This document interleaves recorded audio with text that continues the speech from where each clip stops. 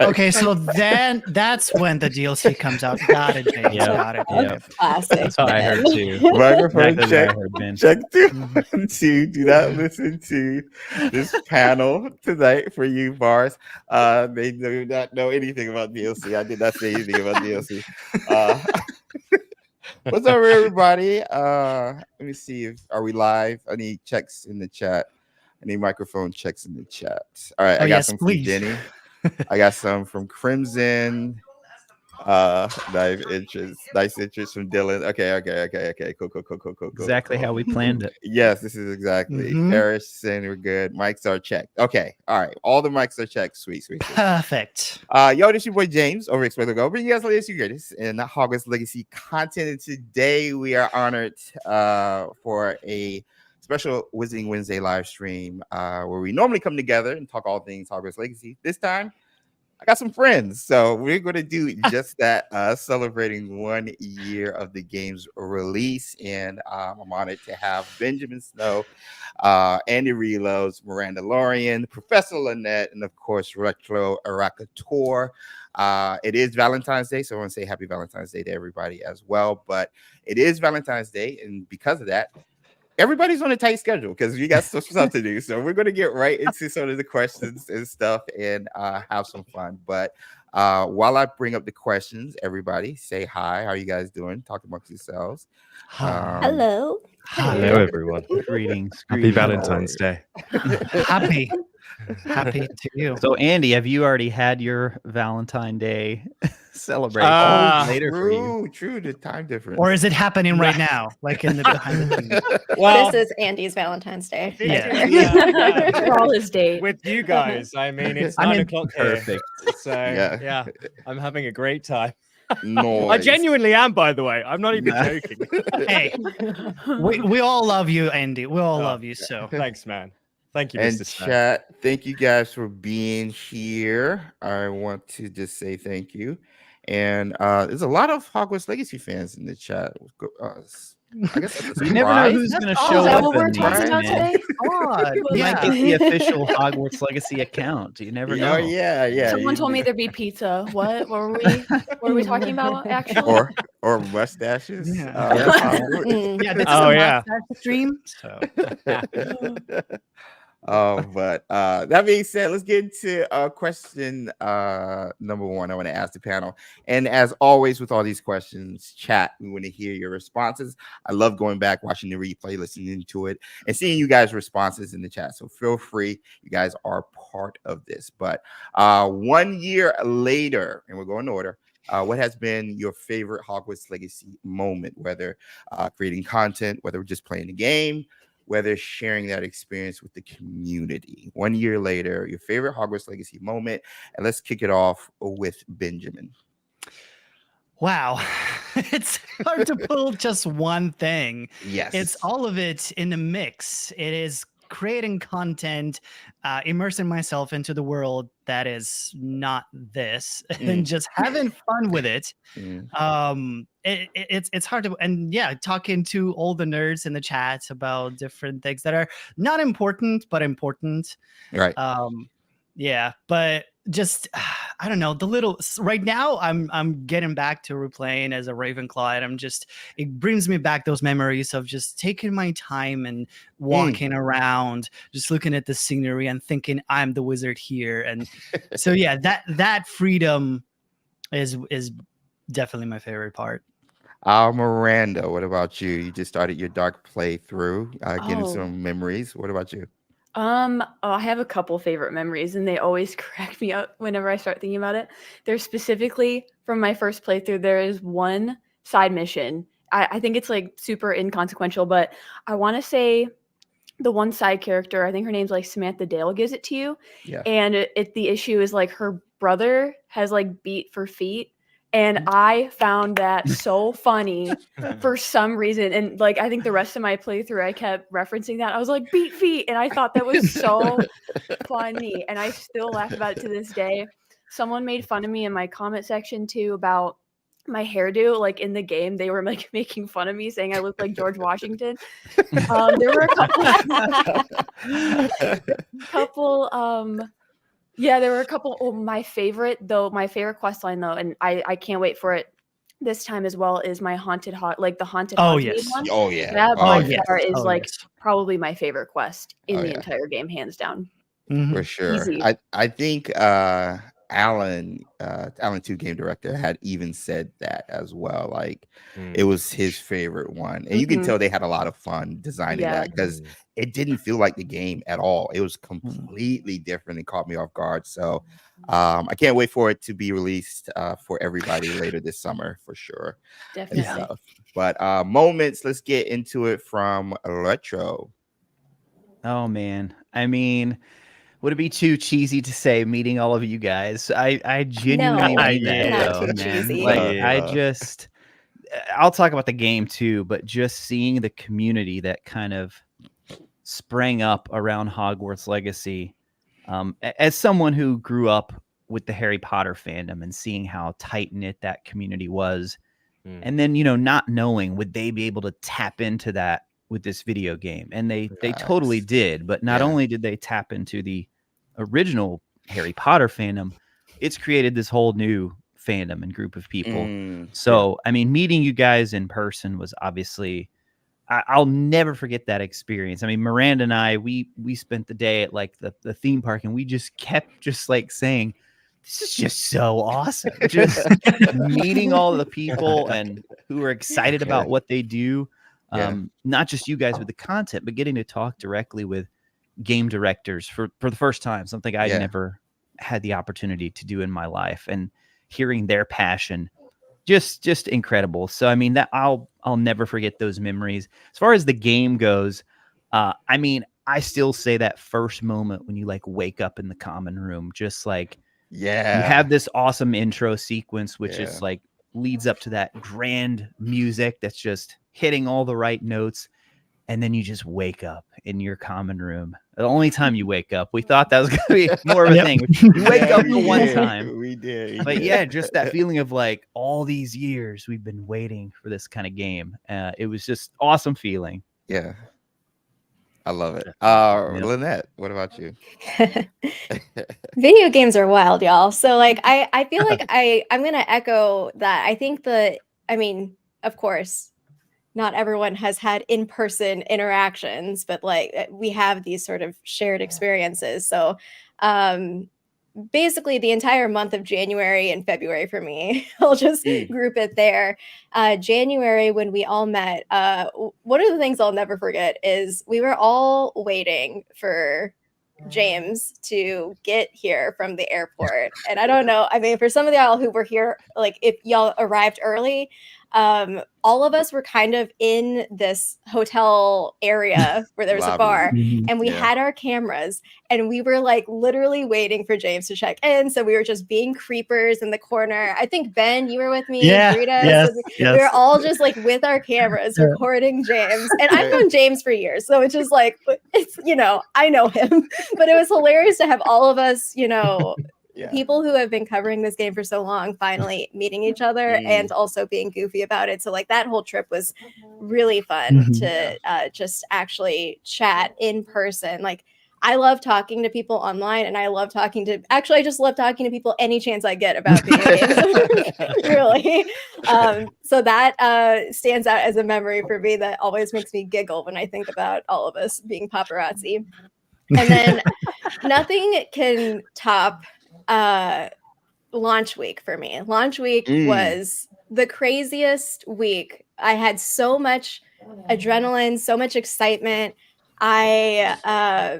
I had to practice lying because I couldn't tell anyone that I was going to Salt Lake City. And so I was like post-streaming the first live stream that they had that week. And everyone's like, who's the special guest? I wonder who the special guest is. And I'm just like, poker face, poker face, poker face. Like, And don't did break a NDA. phenomenal job, by the way. Not to cut you off. Oh my God. Live is like it was such so a great. different thing, right? And Yeah. you nailed it. It was awesome. I mean, I got to give so many props to Chandler. Like, he's just such an easy person to bounce off of and talk to. And so he has like all those great qualities to make you feel comfortable. So, I mean, I'm usually pretty awkward in social situations, but it was really easy. And I got to fulfill my semi dream of pretending like I was on SNL giving a studio tour. Like that is Yes. nothing I think can top That that for is, me. But yeah, that Yeah. is So big. of cool. course, meeting all of y'all has been super special, and that whole month of February with launch was so exciting for everyone. Bro, so true. Good gracious. Oh, so many memories. Andy, what about you, man? Oh my goodness me. I think I don't want to repeat what you guys have said, but it's kind of pretty much the same. Yeah. I think when you decide to go and make content online, you don't really have any idea or know where it's going to go, right? Like, could you really foresee this happening? I Not at all. No, Not at all. Not Yeah, a I million remember- years. No. Exactly. I remember being like playing golf. I can't play golf, by the way, but I remember being on a golf course. I think I said this to you before, saying to my mate, "Oh, I'm going to make some YouTube videos," and now here I am. And this is the thing. Like, that's the great thing about this game, comparatively to other games, is because we're all jumping on a chat. The chat's having a chat. We're all hanging out. We're talking about something that we all really love. And I think for me, that's the best experience I've had of a game so far. It's like just actually chatting to you guys regularly throughout the years now. And also they kindly invited me down to Harry Potter Studios just outside London to play the game, and obviously literally play the game in front of the Hogwarts Express. That's Epic. so cool. So obviously Ooh. I grew up over here going to queuing at midnight to get the books when I was younger, and just kind of smashing out the books as quickly as possible at home, not sleeping. And then I'm like chilling outside the Hogwarts Express playing this game early. I'm like, what is going on right now? So that was sick. That was totally awesome, and meeting everybody there was great. But I think for a gameplay thing, a gameplay highlight, I would say for me, because I wanted to get loads of videos out super fast. I was like passing out every day trying to cram. But I still remember one of the. I know you guys played it. I wish I had done that. We've spoken about this before, but I was just like, I need to speed run this game. I need to get videos out. Oh my god! But I think the best thing for me was like AKing for the first time. Oh my gosh. Oh yeah. Like, Oh yeah. Is there anybody else in chat here who's like, yeah, man? And then once you There's a start, lot you of can't people stop. agree You with just you. gotta keep going. That was those are the precious moments, the true ones. Gotta Oh my unlock God. those straight away. Ignore everything else. So but it was. I'd say those are a few highlights, but everything was just fantastic. But definitely the AK. Definitely the AK. Definitely. And Oh my gosh. all of you just keep mentioning, it just kind of blows my mind, like the fact that we've been seeing each other, except Andy, just a year ago. Yeah. I know. Like, Yeah. I know. months ago. Yeah. It's so Yeah. surreal. I can't believe it's been already. Yeah. It goes No, so fast. It really does. It does. And it doesn't seem like it was a year, because like it seemed like yesterday we had this conversation in December when we had our last group live stream, and even before then when we had everybody with Miranda and stuff here. Like it just, content creation, the grind is real, and so you get caught up in planning and making sure you're always looking forward to the next day to make sure you optimize your time and stuff. But definitely like looking back and appreciating like this journey, not only with the game, but with you guys and the friendships that has built over within the content creation space and the community has just been magical, I guess is the word, corny as it may seem, for sure. But I know quickly mine's was definitely what everybody said. So I'm just going to copy what everybody said. All of that, yes. And I even got to go to Avalanche Software and do the first showcase and everything like that, like which was Crazy. she held Crazy. her secret, like Lynette held her secret for a while. I had to hold mines, I think. A long time. That's when we were Months. still pouring was- over Yeah. tiny bits of information, Yep. and James has like seen the game already running. And I don't know how you kept that, man. I mean, Impressive. we talked about it. I think when we did a couple of group live streams, like over with Podcast Now. Shout out to Alex and some of the other ones. When we approached the topics with combat, the school itself, or even character creator, I would try and pass it on to everybody else because I wasn't allowed to say anything because I knew what it was, and I would break it. Yay, if I did. And I would get questions like this all the time with the thousands of videos we had put out leading up to the showcase. And so like I knew about it back in April, and then the thing didn't happen until November. I even knew about Benjamin coming on, and we couldn't say anything about that. So like it was crazy. But like all that to say, all the experiences were just amazing and will be a highlight in my life.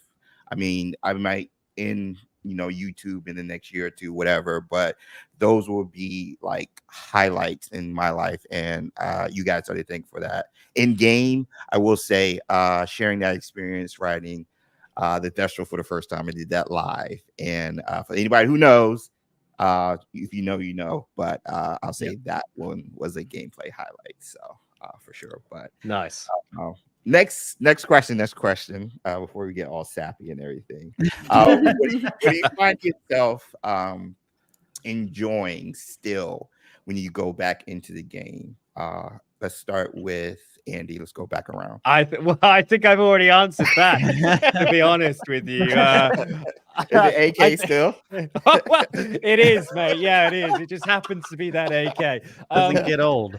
It doesn't get old. It's incredibly satisfying every time. But I think, like, for me, the combat is pretty phenomenal. And I'm really looking forward to the next game. I'm sure we're going to talk about that later on. But I think it was really important for this game to get combat right. I mean, you can create an amazing Hogwarts kind of Wizarding World simulator if you want to, but it's going to be that if you don't have a good combat system which is enjoyable and challenging, that can be scaled for everyone. And I think that I do find myself it's one of the few games where I can just jump into and be quite content just pinging around different spells wherever I am on the map, or proactively engaging in combat and just feeling like an absolute boss, just kind of like strutting around and just going, "Quappa!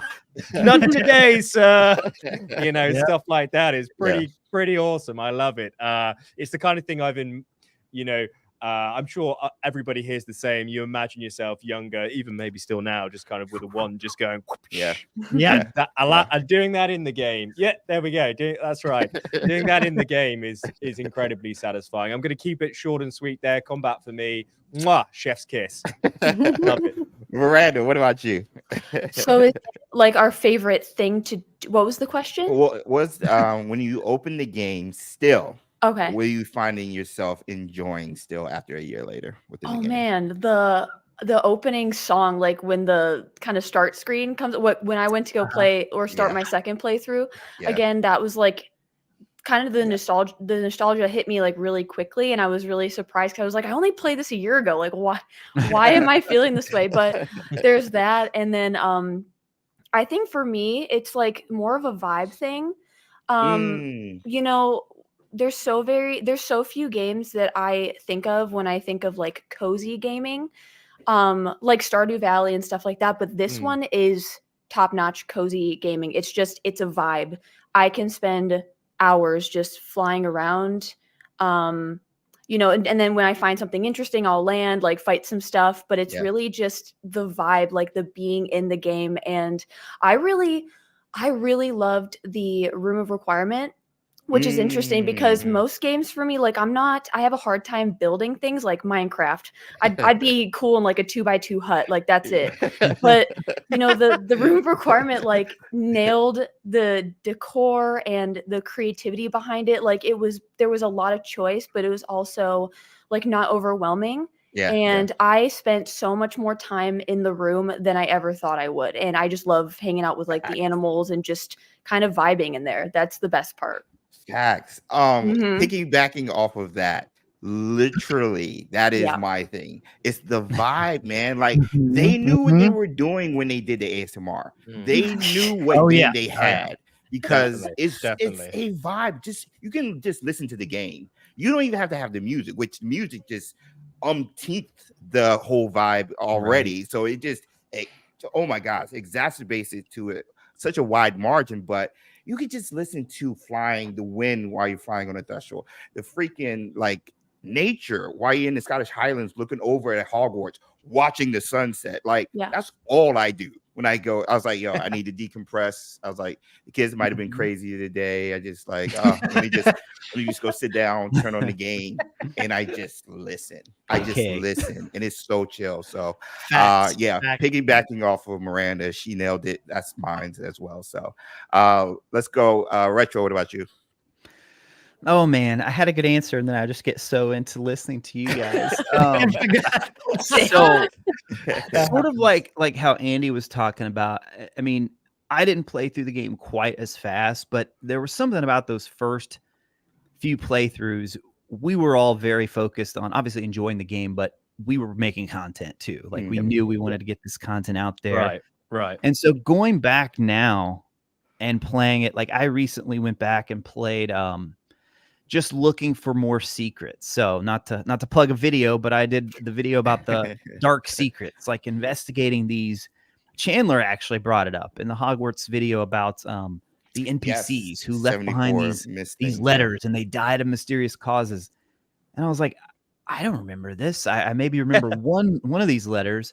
And so going back in and just not rushing any of it, just looking for all these secrets and details that I still think, maybe I got my tinfoil hat on, but I still think there's a lot of stuff that people have missed because it was such a game that people just tore through it so quick. And then they're like, oh, that was it. I'm done. Yeah. And one of the biggest critiques, as you guys know, of Hogwarts Legacy is people are like, I want more to do, which I definitely want more to do as well. But I still think there's so many little things that they hid in there. And I actually had one of the devs commented on that video and was like, thank you for this. My team is the one who made all of these little notes. That's amazing. Yeah, it's so cool. So it's like, I'm gonna find more of those things in there. They're in there. But yeah, just seeing how much, I mean, we talked about it so much in the lead up. You could already tell how the level of detail and the attention and the care that they put into the game. And then when you go and you can find this guy with a letter about how the ministry's after him for brewing a basilisk or breeding a basilisk. I remember that one. And then you find the toad, the little crate beside him. So many of those things. It's so cool, man. Seeing how much they immerse themselves in that world and in the lore. I love it. Well said. Lynette, what about you? All right, I have to first talk about my cuteness aggression. Every time I focus on a creature in the room of requirement, I can't look at a mooncalf without wanting to scream. It's so cute. And I just follow it around and I'm just like, I just talk to it like it's my baby pet. Like I can't spend too much time in there. I'm just going to be staring at little creatures all day. But my favorite thing, as I've continued to play a lot of games, my favorite thing about games is the open world. And also the chaos that can happen in when you're trying to push the boundaries of invisible walls and stuff. So one of my favorite things, and I don't know if other people have done this, but this kind of goes back to one of my favorite moments. For a members only live stream, I was playing my Slytherin playthrough. Yes, Lynette. It was the quest with Headmaster Black. Oh. And I guess spoilers, you play as him. And the whole time, this is probably why it's also frustrating to watch me play games. I'm always like, what's over here? What can I do? So I tried to break him out of Hogwarts. I tried so hard to break him out of Hogwarts. So I got out of this, into kind of the courtyard area. And then I found this one spot. I could recreate it not consistently, but a couple times I did this. I got onto the ledge and I got so excited because I was like, I did it. I broke him out and I jumped thinking I was going to jump in the water. Oh my God. And so he's doing his little pose and onto the the rock, and I was just like, no, I was so close. So I think I remember that. I clipped that and made it a video because I was like, okay, members, I love you, but other people in the world have to see this ridiculous. I spent 45 minutes, I think, trying to break him out. And there were other sections where I could get him far, but then there was another invisible wall, and it was just so funny. And at a certain point, your character, the whole time you're polyjuiced and you're trying and you're speaking as him, but at a certain point, the voice switched to my character, who was Bellatrix, she was the name of my character, and it was her talking and just being like, "Oh, I don't remember what she said," but I was just like, the game is like timing out because it's like, hurry up, go do the main quest. Also, you can go into the common room for whatever your character is. So I went into the Slytherin common room as him. If you're a different character, I think I went into the Ravenclaw common room. So that kind of stuff I love. That's This is cool. why I gotta think try I would that. be great at QA. Hey, I was gonna let me say. know. I You know can how do he's some stuff. belching at that part when he's Yeah. walking around? Yeah. I had somebody watching my stream one time, and they thought it was me belching my because it's like so subtle. You just barely hear it. No, it's him. It's a great. It's so great. Yeah, that Oh, seems That quest good. is fun. And the Mhm. timing of that scene was so well placed because it then led to what Fitzgerald's third trial. Mm. Oh was yeah, the black kinda- and white. The Yeah, John. which was Mhm. kind of heavy anyway. yeah. So the pacing in this game I thought was well Mhm. done and Oh, yeah. highlighted with Lynette pushing the boundaries of the game. So we got there. I will break out. Always the best part. There- How can we throw him into the lake? Yeah. These are Yeah. questions everybody wants to know. Will Speaking of he questions, Ben, what is Just what is something you enjoy still when you open the game after a year later? okay. Yeah, I just want to pick it back off Lynette, but it will go to a different rabbit hole. I once actually broke the game. I went beyond the boundary and flew around the entire map in the live stream. It happened. Oh. That was just right. I was like, okay, what's here? What's going on? And just entire stream and turned into just, finding what's hidden there beyond the boundaries of Hogwarts. I think I still have the live stream up But somewhere. I got to check it out. Okay, the favorite thing, because literally, I want to pick it back up everybody. Andy, combat. Yes, I just love walking, just like not fast, but I'm Voldemort. I'm Grindelwald. I'm just walking slowly as the enemies run. I'm like, hiya, hiya. AK. Exactly. AK. No, for me it's Bombarda. I'm early, so I don't have AKs yet in this playthrough. So yeah, it's ancient like- magic. It's so good. It's so good. Yeah. So combat, that's number one for sure. It's just so satisfying. I have to be the anvils against the goblins. It's just so satisfying. juicy. Yeah. Just juicy. That's the top thing. The second thing is, as I already said, it's just walking around. It's the vibe that this game creates that is so, it's new, but it's so familiar at the same time because it's such detail. It's a new era. But like I literally did, I like sniffed every wall of the castle recently to make the comparison video of the old. Check out that Evolution video of chat, Hogwarts. by the way. That was a lot of work on that one. Good It gracious. was. I sniffed all of the games. I played the haunted first Harry Potter games that are just so terrifying to me because I never played them before. And it's like that. It captured everything. That castle. It encapsulates everything, and it just you go in. That's why Miranda, for example, you're saying I feel nostalgic, but they worked in it. It's a new thing, but you already feel nostalgic by just hearing it. And it's actually it's in the sound design for most parts, that nostalgia, because you can fake nostalgia by just playing the right chords. So it's like it's just a combination of things, and it's just. And then when you just walking around pretending you're live actually in the common room, it's the vibe. It's that second thing for me. The vibe for the castle as I come back to the game. But I wish there was more things to do, but I find things to do, as Retro says, because you find a note, you find a detail in the some painting on the wall, like, why is it here? How is it connected here? And you kind of paint a picture, and then mind keeps flying around. And like Linus, you say, like, you just wander off, focusing on different things. Sometimes I stalk characters. Like, there's this one guy that has like he's like a stack of something that he's like running in the Highlands, and I'm like, who are you delivering this to? But then he just turns around, and I'm like, oh, yes, right. I will chase you down. Yeah. There's some spots in the game where NPCs do specific stuff that you're like, I never knew this. For example, that bridge with the train across across Hogwarts. Yes. There's sometimes two dudes just hanging around and talking there. They're having like a picnic or a date. I don't know. So it's like, Okay, interesting. Yeah. That's Well, cool. I had so many hours into the game before I discovered that the Daily Prophet, you can read it and that the Oh, stories yes. update. Yeah, right? Yeah. I didn't I even know was- that either. I was you got 2 that years through old when I found that out. So thanks. Check it out in You're your like, playthrough next time. Hogsmeade. Check it out. Still learning stuff. It's crazy. Yo, like honestly, like just going back and finding little things because we did play through it pretty fast. Some of us, even though it took me like till May or June to beat the game, but still, I milked it. I milked it. But yeah. I will say the design of Hogwarts itself, I find myself appreciating it even more.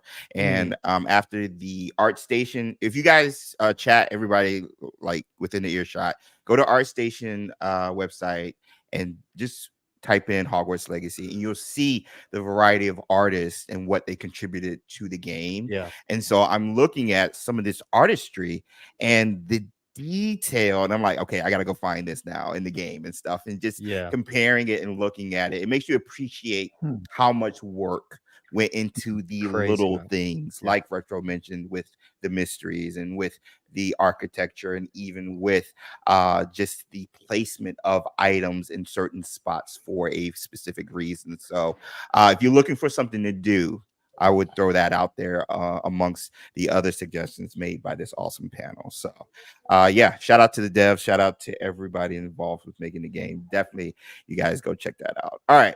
So that being said, we wanted to get into the future of this game. It's been a year. The future of Hogwarts Legacy. It's been amazing. And so many of us are going back and replaying it. But we're replaying it and we're like, ooh, it would be nice to have this. Or, ooh, I wonder if we're going to get this. And after the recent official announcement on X and the variety forms of social media for Hogwarts Legacy, we now know later this summer we're getting additional features and updates. So I might have switched the words around, but don't you love that language? They're like updates and features. Yeah. I'm like, what does away. that mean though? What Right? does that mean? What does it mean? They're giving us content. What do you want? opportunities. That's It's where not we that simple. And it doesn't feel like a Chandler tweet because normally he drops totally hints does. and stuff. But then I was like, I'm looking at it, I was like, wait, no, it does. So I'm like, I was literally like trying to study every word. I'm like, Retro, did you see this or anything? Like, what are you picking up? So with that topic, and again, chat, feel free to chime in because there's so many thoughts with this. First, let's get the simple one out the way. Do we think it's a new game plus, a DLC, or neither in something entirely different? Let's go with Lynette first. Why not both? I don't know. or both. Four. So DLC, new game plus, neither, or both. Okay, those are the four options. Are we just doing rapid, like around, or do you want me to say some things? But you can say something for like a minute or so because we got a lot. Okay, so just briefly, like, it's possible that a DLC was not in a start from scratch mode, right? Like, so cut content. And so, like, depending on how cohesive that cut content is or how easy it is to build upon and integrate, okay, fine. I honestly I barely finish games as it is. So in terms of new game plus, that's not something I have experience with. I'll defer to y'all. And both because, why not? Hey, all right. Boom. I like it. I love that point. I love it. Retro, what about you? Man, I go back and forth because they're really operating from such a position of strength right now.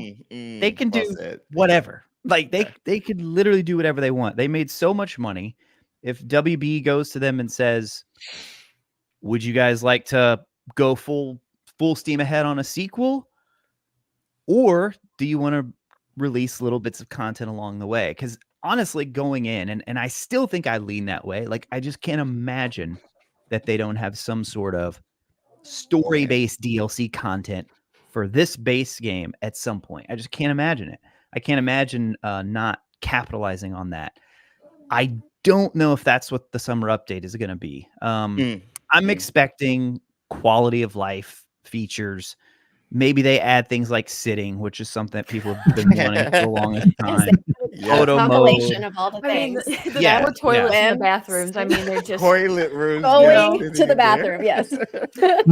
potions being made, cakes I being mean, you can baked. I want to flush. sit. I just You want can to flush sit. already. Right. That's right.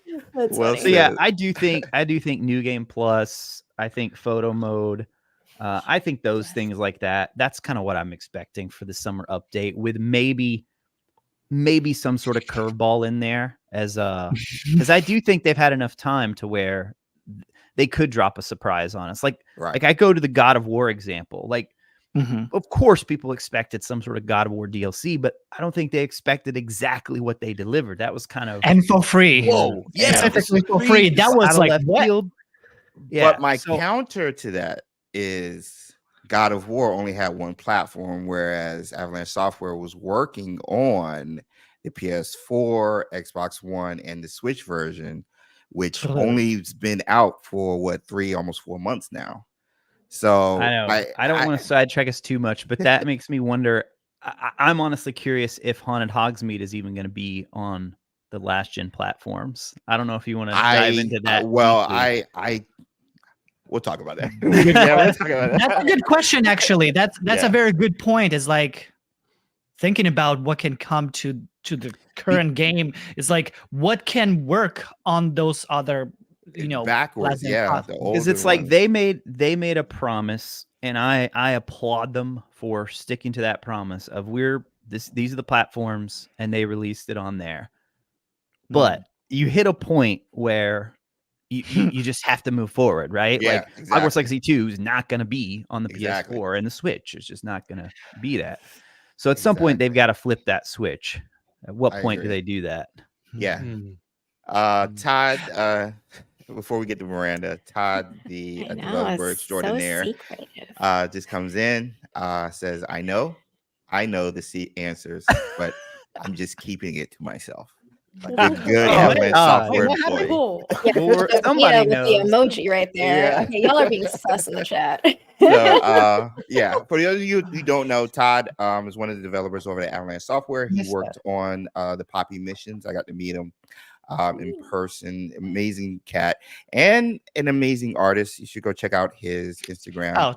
He's doing a lot of cool comic book stuff. Todd, why are you doing this to us? Why are you just like I know it? Just, by the way, and like the plans can change so rapidly, right? That too.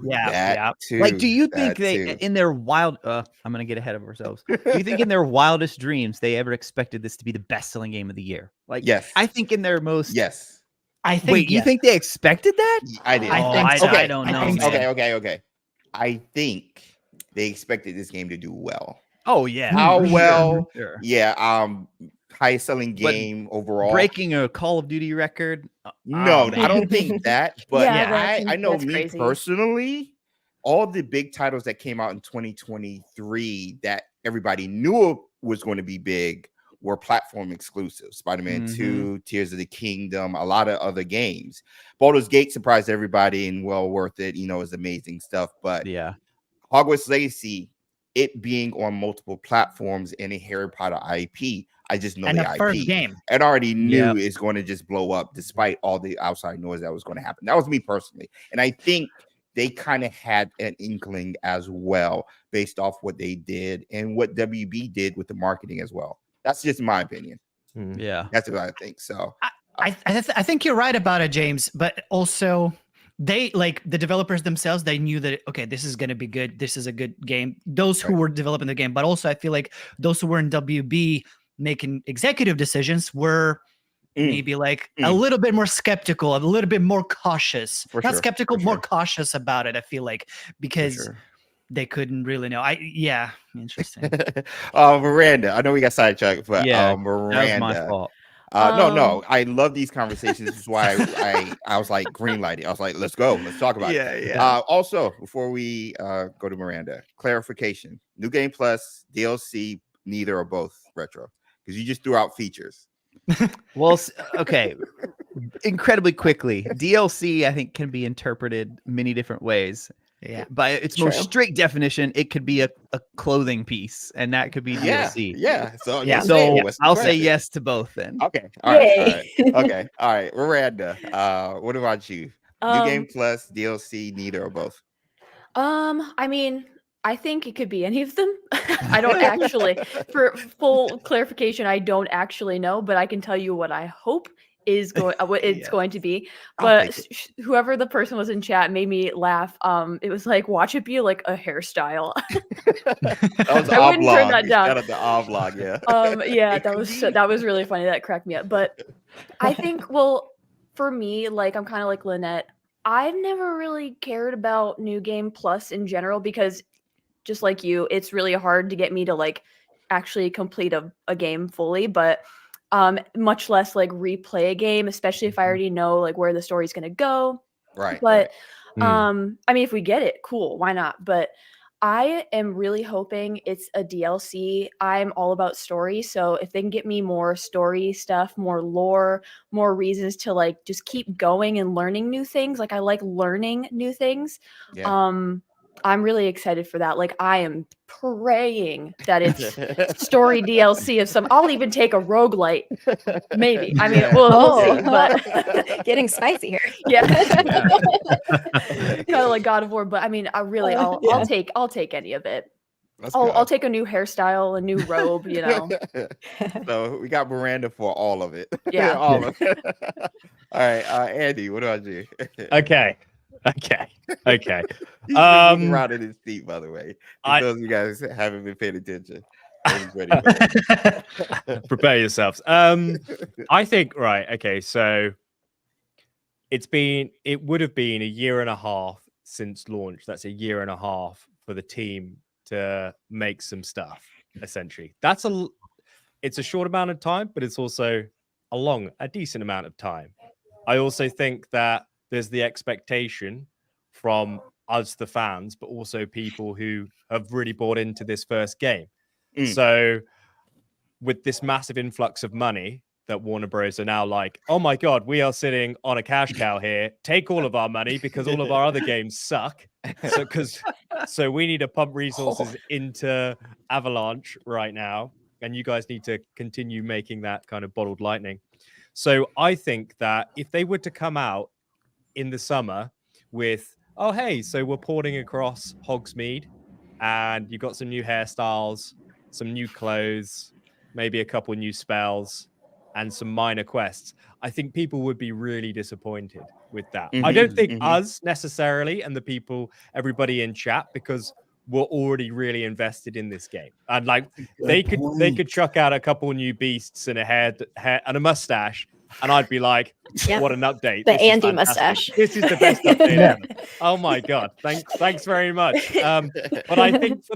But I do think for the casual gamer who really enjoyed the first game but isn't such a fan, if they're gonna want to get people to come back and play their game, which is what the big boss, the CEO, is saying, then I think just adding in this minor update isn't really going to do them much That's good. such a good point. Because Yeah. I think from a business point of view, if you then after a year and a half drop a really minor update, which casual people are going to be like, what?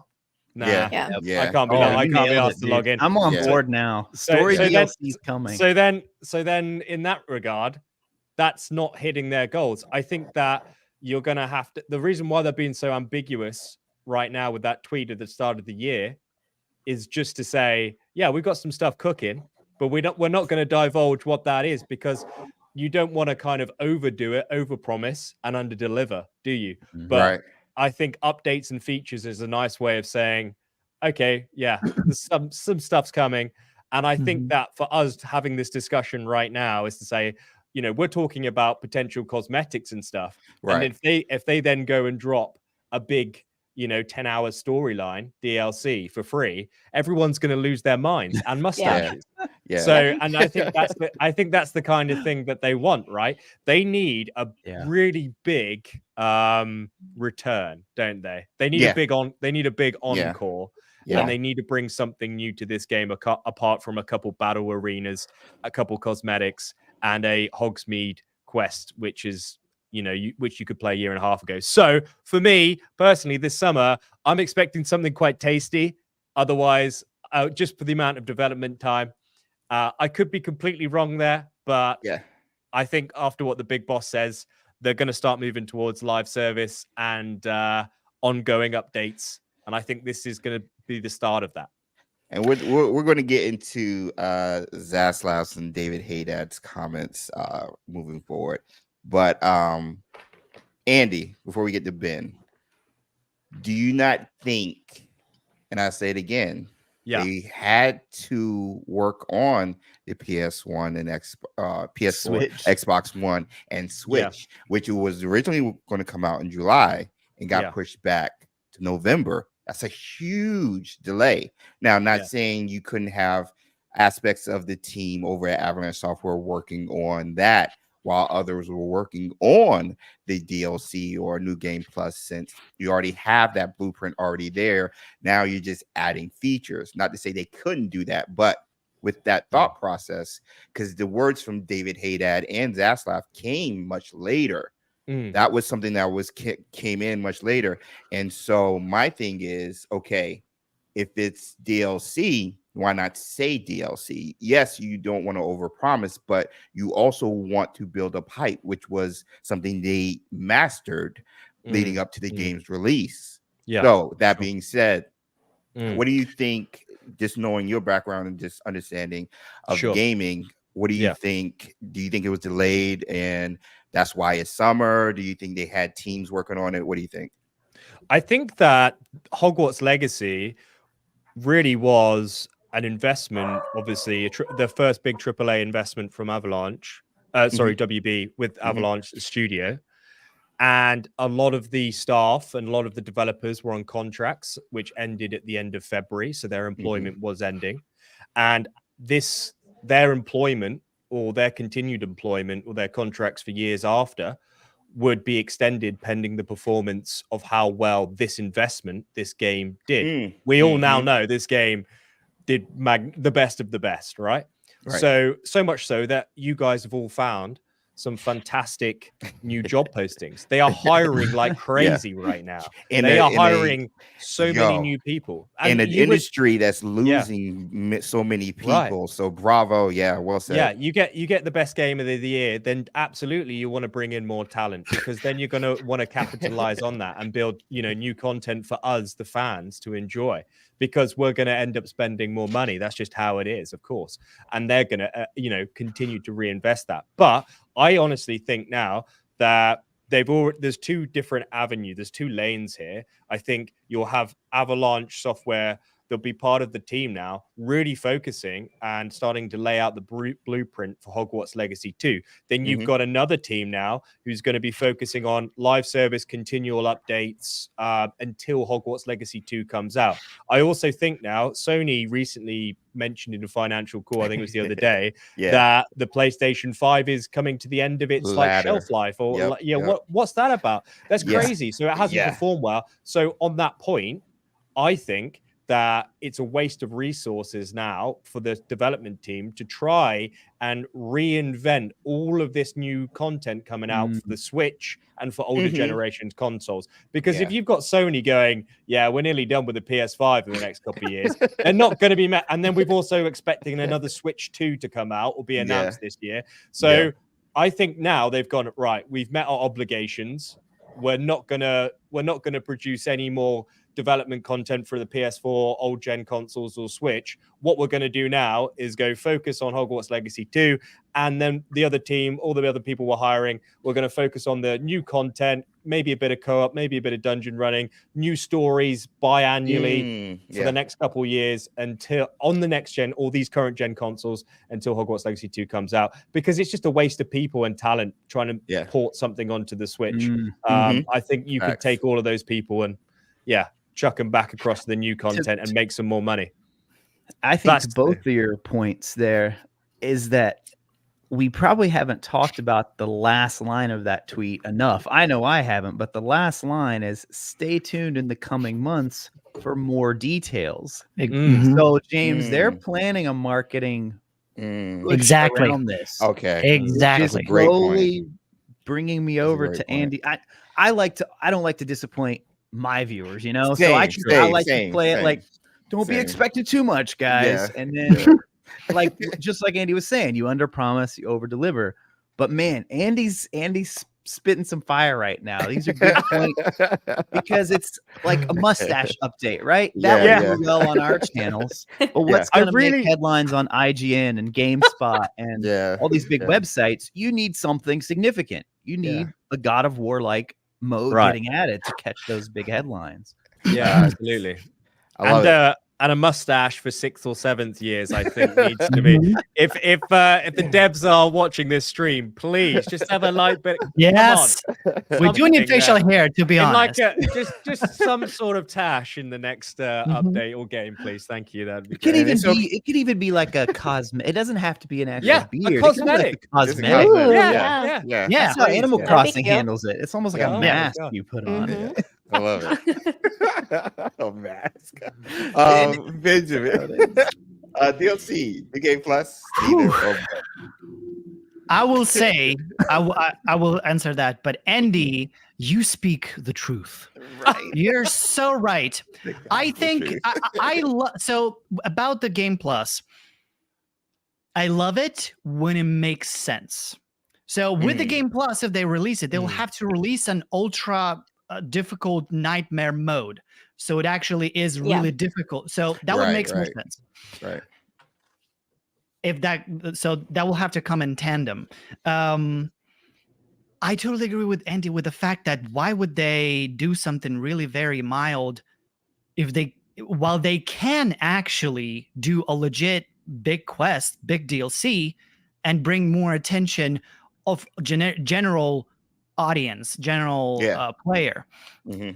And to the point that, yes, this is just a little like, there are more updates. There's also a good point of retro.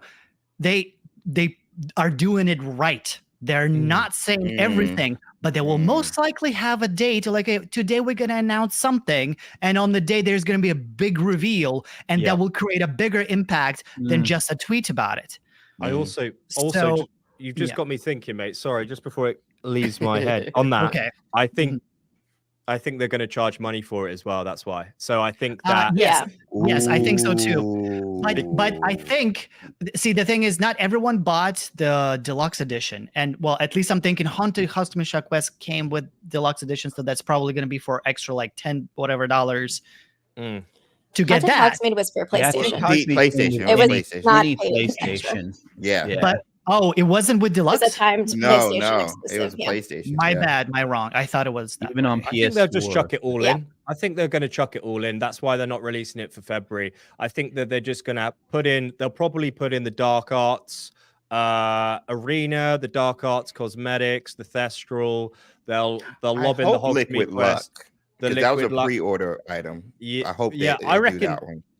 I reckon because other Ubisoft is an example who do this. They offer their pre-order quests 6 months Separate. after that. You know, it's like, hey, come back into the game, Yeah. promote engagement. So I reckon what they're going to do, instead of releasing this as one-off announcement on the February, they're just going to take all that stuff that they were planning to kind of release in the February. They're just going to lob it together in this new DLC announcement they're going to make, and they're going to bloat it. I wouldn't say bloat it's the wrong word, but kind of, add a little bit of gravitas, a little bit Maybe of there's extra. a free portion, and then Come Not back paid into the game. You get all this Yeah. stuff and a free thing, but you can pay $15-20 and you also get a 10-hour mission, blah, blah, blah. That's why. Yeah. I like it. I will to the part about people doing the so someone has to do the DLC, right? They're just, and you said there's some people who are probably busy with the sequel, hopefully, ideally, but someone has to do, and that could be, for example, the people who created Haunted Hogsmeade Quest. They were done with it, and then all of the same team could have been all of this time doing this. So with the part where they were porting, when you start the game, you see the black screen, and there's so many companies mentioned there. I Yeah. guarantee you that the ports were not done by the team at Avalanche. It was other companies remotely, probably all over the world, who did that. So them porting is not really. It is slowing them down because they have to collaborate. It's a it's not just like they do it on their own. But it's still like they can be porting and making a DLC at the same time.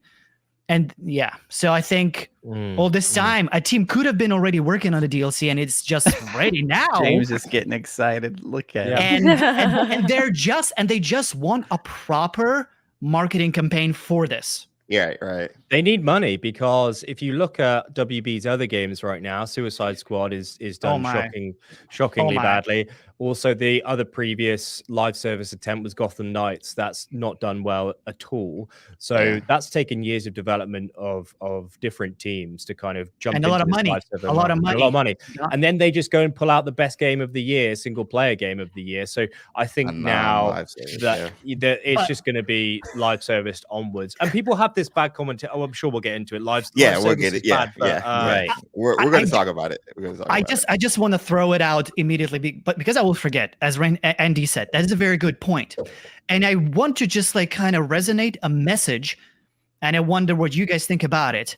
Just, yes, these games are failing. They're like live service, and they're mistakes that are made with those products. And I hope they learn on the mistakes and not repeat them and trying to now jump and do all of it with just this one Hogwarts Legacy, with just one AP, just do all of it. Do not make the same mistakes what you did with Suicide Squad or Gotham Knights. Sure. Just like, don't spread the shadow of those titles on this one. Yeah. That's what I just kind of want to. No. Okay, it's not on the script, but we always get a point where I feel like it's an important topic to touch on. Coming from a wide perspective amongst us, with the aspect of WB promoting live service features with their products, and the controversy that has been with a Suicide Squad, Kill the Justice League, from a developer that up to that point has been loved and could do no wrong with their Arkham trilogy. Miranda, I know you have been playing through all of those. And so that being said, is there a fear of the higher ups interjecting their need to make money, because they do need to make money? They bought WB, Discovery bought WB, and they have to make up and recoup those that amount of money they paid for, and they see gaming as an avenue for that outside of their franchises in the movie industry. Is there a fear that could hinder the magic that Avalanche Software has done? And if so, why? Let's start with Miranda. You've played Arkham and everything. We're talking about the Suicide Squad. Yeah. Is there a fear, or you're just like, yo, I believe it's going to happen. Everything is going to be sunshine and daisies or whatever. And I think it's going to be a good thing. Like, what do you think? So like all over basically is live service as a whole, is that going to be positive or negative? For the franchise, yes. That's okay, for Hogwarts Legacy. So I might be a little biased because I generally don't play like multiplayer stuff. I don't generally play live service stuff. As long as like a live service game doesn't require an internet connection to play like a solo or a single player experience, like that's fine. But I mean, until recently, I really didn't even know, because I don't play them. I didn't really know what the term live service meant. And apparently, like here, it kind of means like keeping the player playing for as long as possible. Yeah. And so, yeah, if I'm wrong, please correct me. But if that's it in a nutshell, as much as I love certain games, like sometimes there will hit a point where it's too much, where you do need a break from it. And I think when you turn gaming, and I feel like maybe some people here could agree, like if this is your job, if you create content and play games as your job, there's definitely like a delicate balance with that, where I do think that downtime and not always playing a game or always playing the same game is healthy, to have that off time. And I never want to get to a point where I feel like I need to constantly grind to keep up, or, you know, keep doing such thing to, you know, level up my battle pass to make it feel like I've accomplished something. Like for me, gaming is not, I don't want it to feel like a job, even though it might be sometimes. I want to just be able to chill, vibe, get what I want out of it, and then, you know, be able to take a break and then come back when I'm ready, you know? So I don't want to feel like I'm being forced to play something and then being forced with content that might feel like filler or fluff or something that's not really well thought out. It's just kind of there, you know? I hope that makes sense. No, well said. No, well said. That is a perspective shared amongst a lot of people. And that's why I'm asking you guys, because this is a wide variety of perspectives when it comes to this type of topic. And I think everybody's going to represent at least one person in chat and anybody who's watching this on replay. So I think it needs to be talked about and shared. And I think each of your respective perspectives will be validated when we talk about this. So let's go with Andy. Andy, what about you? Yeah, I think my opinion is a little bit of, just to kind of play devil's advocate here. I'm open to it. I really am open to live service, and because for those who don't know, like I covered a live service game, Assassin's Creed Valhalla. That's how I kind of started YouTube, and what that looked like for those of you who hadn't played that game is you get the base game and you play Assassin's Creed Valhalla, right? Kind of similar to Hogwarts Legacy, and then 6 months after, there's a 10-hour story update with different stuff added into the game. 6 months later, another 10-hour story update plus loads of different items, and then another 6 months later, I think there was 4 or 5 expansions in total. And that's enjoyable for people who really like the franchise and game, because it gets you looking forward to what's next. And that usually is bundled into some sort of season pass, which you pay 10, 15, $20 in some cases to get that free content. And in a lot of cases, a lot of these DLCs as well, like God of War Ragnarok and what have you, are free, which are great. So it's going to be interesting how Hogwarts Legacy decides to do this. But my honest opinion is, I think that they don't have any other major games coming up this year that I can think of off the top of my head. So that leaves all of their financial quarters pretty wide open, and they're sitting on the biggest selling game. Even if they charge $10, that's a hell load of money for them for that financial year, for people to come back in and try whatever it may be. Live service wise, I'll be honest. For me, story always has to be the main thing. You have to have the expansion has to be decent. As Miranda quite rightly says, you know, just a chill in vibe, run around, enjoy the new story that they're going to tell us. However, what I really like the idea of personally, when it comes to live service stuff, is perhaps being able to co-op dungeon run or run around with you guys in the game and just go exploring and doing stuff. That would be fun for me. And I always refer. I don't want to go too on about this too much, because I want to hear your guys' opinions. But very briefly, I always kind of refer back to GTA in terms of potential format going forward for Hogwarts Legacy, where maybe this happens in Hogwarts Legacy 2. Assassin's Creed is going to do this in their Infinity platform soon as well. You have the main game, and then you have an online feature. You don't have to touch that online feature if you don't want to. It's completely optional. But you also have a microtransaction store where you can buy cosmetics if you want. You can buy new robes. You can buy, let's say, new mounts if you want to spend your own hard-earned cash on that. For me personally, that's totally fine. People can do what they want with their own money. I'm not going to be that person who says, don't buy microtransactions, because if you, instead of like going out to the cinema, you want to buy a $10 robe in game or a new mount, and that brings you joy and happiness, fine by me. However, for me, when it crosses the line, in microtransactions and live service is when you get XP boosts, or you get Yes. Yep. Pay to win. or Yep. they bloat the game out with loads of different items, and you can pay $5 or bucks to then just show everything on the map instantly. That's a big no-no from me. However, cosmetics and like Fortnite, you know, if you want to look like Doctor Strange or Spider-Man and run around and shoot people, fine. And the thing about that, I would say, just to play devil's advocate on that as a final comment, is that those cosmetics, that store, which is separate from the main story and online, doesn't impact the game progression-wise. That revenue funds the new content for the developers to then continue to make new stuff.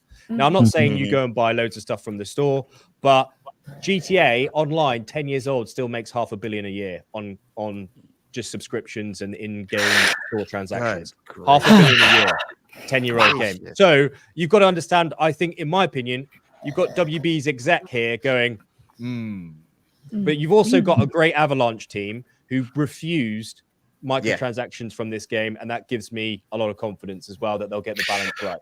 Yeah, I love it. Yeah. Go ahead. No, Sorry for going on there. I kind of want to add to that. Just I agree with Andy. It's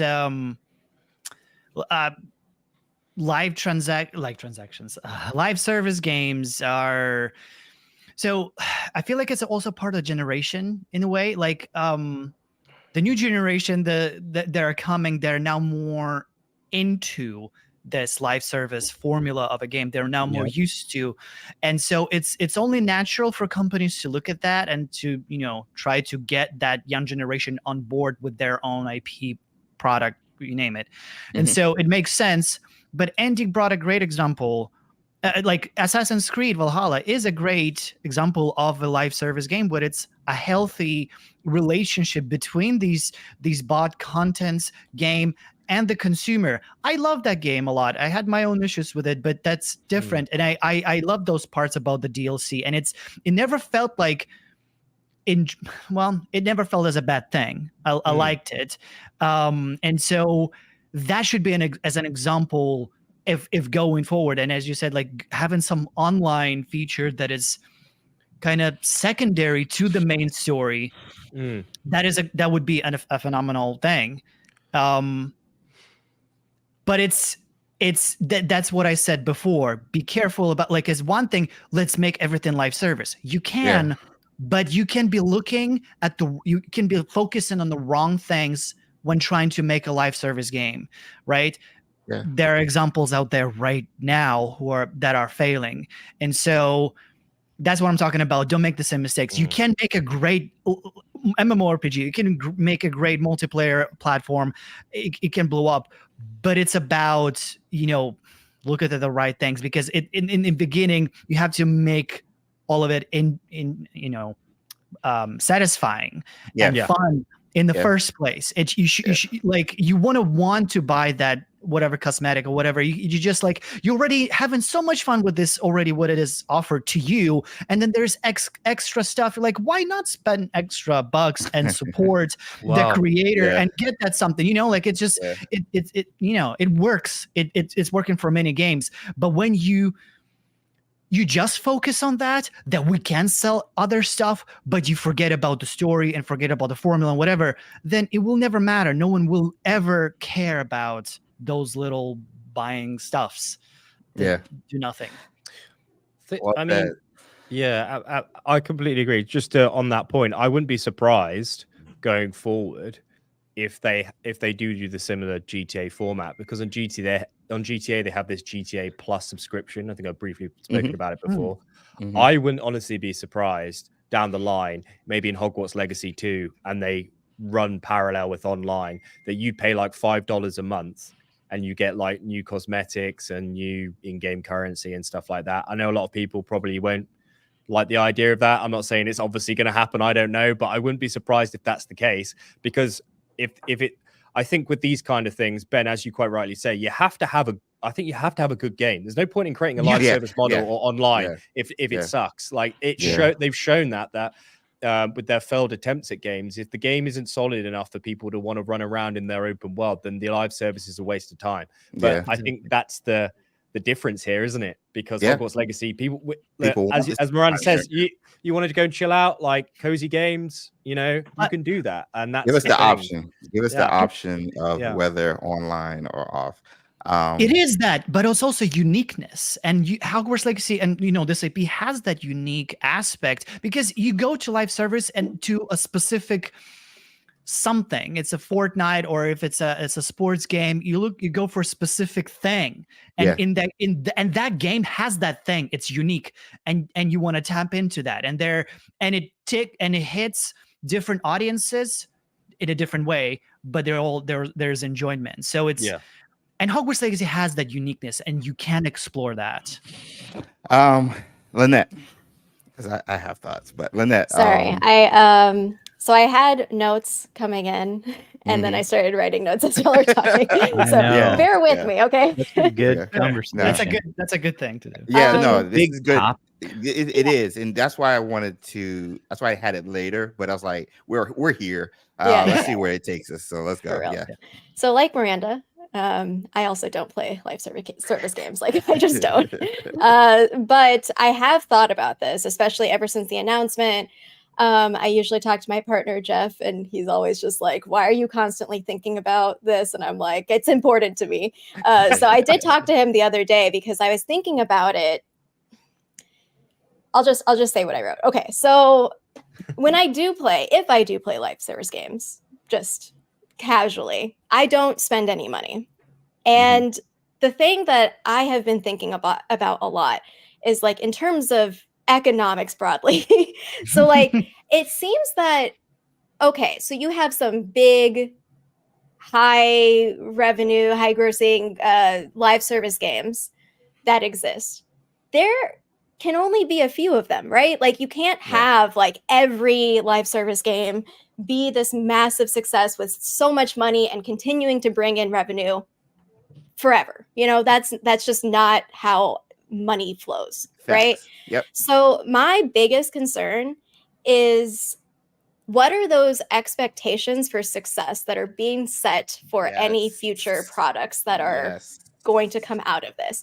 Because unless you're willing to put a lot of long-term investment to build something that doesn't quite exist yet for this IP, or at least for Hogwarts Legacy. Like it doesn't exist for Hogwarts Legacy, but even for Harry Potter games, like it's not really a thing that people have gravitated towards. Like, oh, there's this one. It's not like Elder Scrolls Online, right? It's not anything like that. There's nothing like that exists. So what are those expectations? Okay, let's say it does make money, but it doesn't meet that whatever initial figures are in mind. Is it going to be scrapped? Like, are you going to continue to invest in it? Like, what is that planning when you're thinking about it? So overall, what I hope is that whoever is leading or teams that are leading this for WB Discovery is also looking at making sense of, oh, this game is performing in this way. This game is doing this way. Live service is doing this for the gaming industry.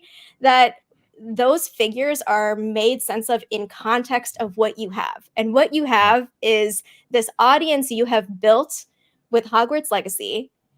You can't try to be on par with those top games. You just can't, because there's no evidence that says that you can reach that. And also like those things have existed for a while now, right? Yeah. So maybe an approach that would make me like if I were in the room and this is like, okay, well, this is the directive we have, we're gonna go this direction, is to find something comparable. So like Andy, you were mentioning like single player games, but also having an online aspect. Like what are other examples that could match for what you're trying to aim for and temper those expectations, perhaps?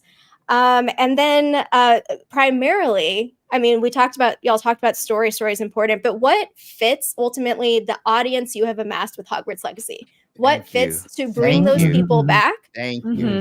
Knowing that you're going to have attrition. So dealing with the fact that things are going to drop off, trying to get as many people like at the start of whatever it is you're producing and have those expectations tempered. So overall, it's like a pretty big unknown, but those are the things that have been on my mind. Money is not infinite. Yeah. So you're competing for people's time, attention, and money, Space. Energy. Yep. Yeah. energy. Like Yep. you Only need so many to people. take Yep. that into Mhm, consideration, mhm. especially given that we have so many, like, especially so before freelancing for IGN, I wasn't like on the cycle of like gaming news where it was like, I'm covering this game, I'm covering this game, I'm covering this game. So Yeah. knowing those cycles of game launches, even games that have ongoing existence, like knowing that there is that burst and then that decline and being able to cope with that. And if you're not like Yes, familiar yes. with that in the gaming space, then you might be set up for failure. So all of those are my concerns. Yes. It's almost like just a comment on that. It's almost like making videos because like you just release it and sometimes they're like, oh, like you never really know. And then it's done. okay, Yeah, well, sure. I'm another one. But- But that's spending hundreds of millions of dollars. Yeah. Instead of editing, it's millions exactly. of dollars of development. Yeah.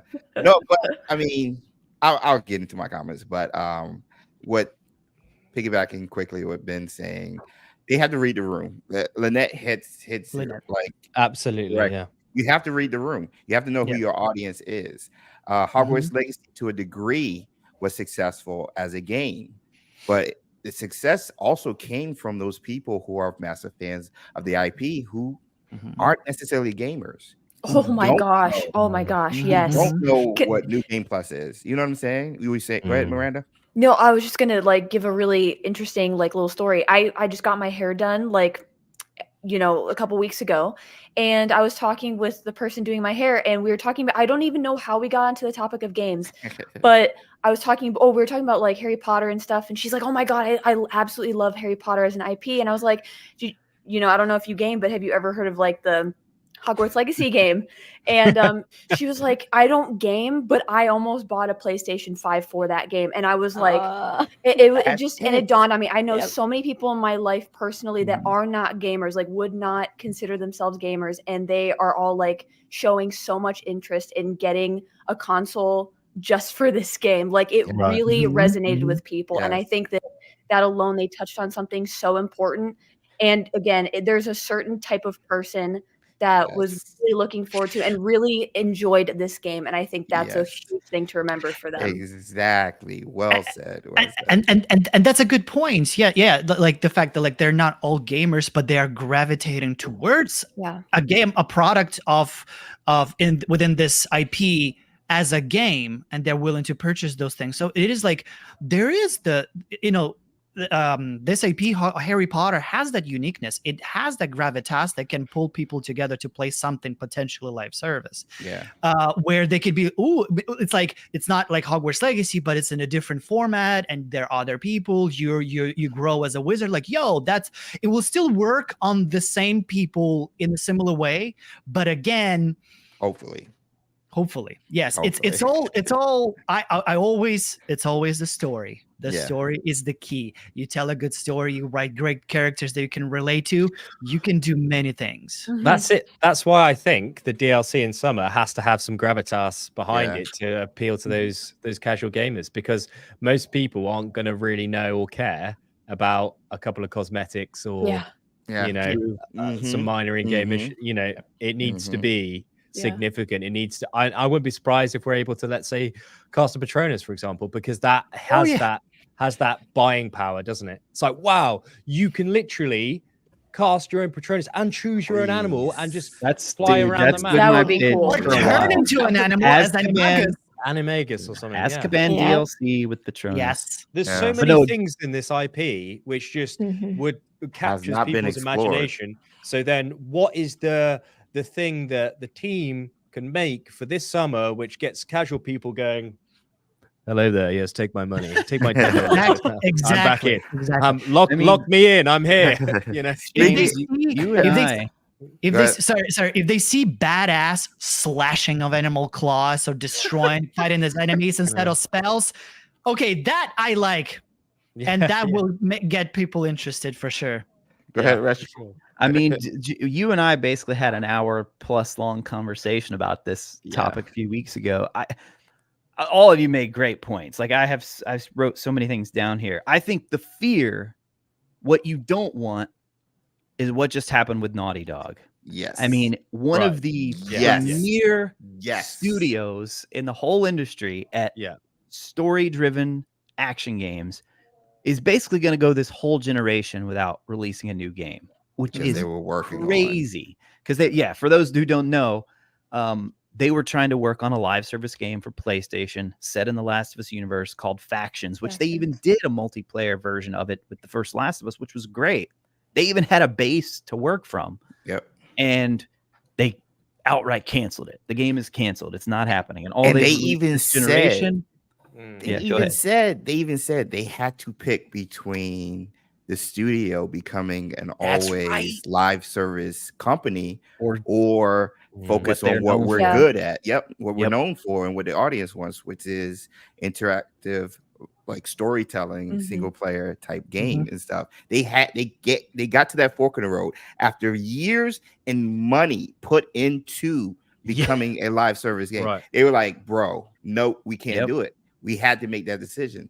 And so that's, I mean, piggybacking on what Retro is saying, that's a fear. But go ahead, That's Retro. the fear for me with Hogwarts Legacy. Yeah, I mean, I think the path forward, these big executives, they see the dollar signs with Fortnite and Roblox and Rocket League. Yeah. And like Lynette's saying, like, those are so incredibly rare. Everybody wants a piece of that pie, but it's difficult to replicate. Very, very difficult to replicate. Hogwarts Legacy has something that works. I think the path forward is following the path of games like The Witcher, games like Cyberpunk, games like Skyrim, Dark Souls. Release these, put out your game, release these big 1 or 2 story-driven DLCs where maybe you have some other things that come along with it, like the spells and the quality of life updates. Yeah. And then you go into the sequel. Like then you do it again. Yeah. And then if David Zaslav and those guys are like Harry Potter,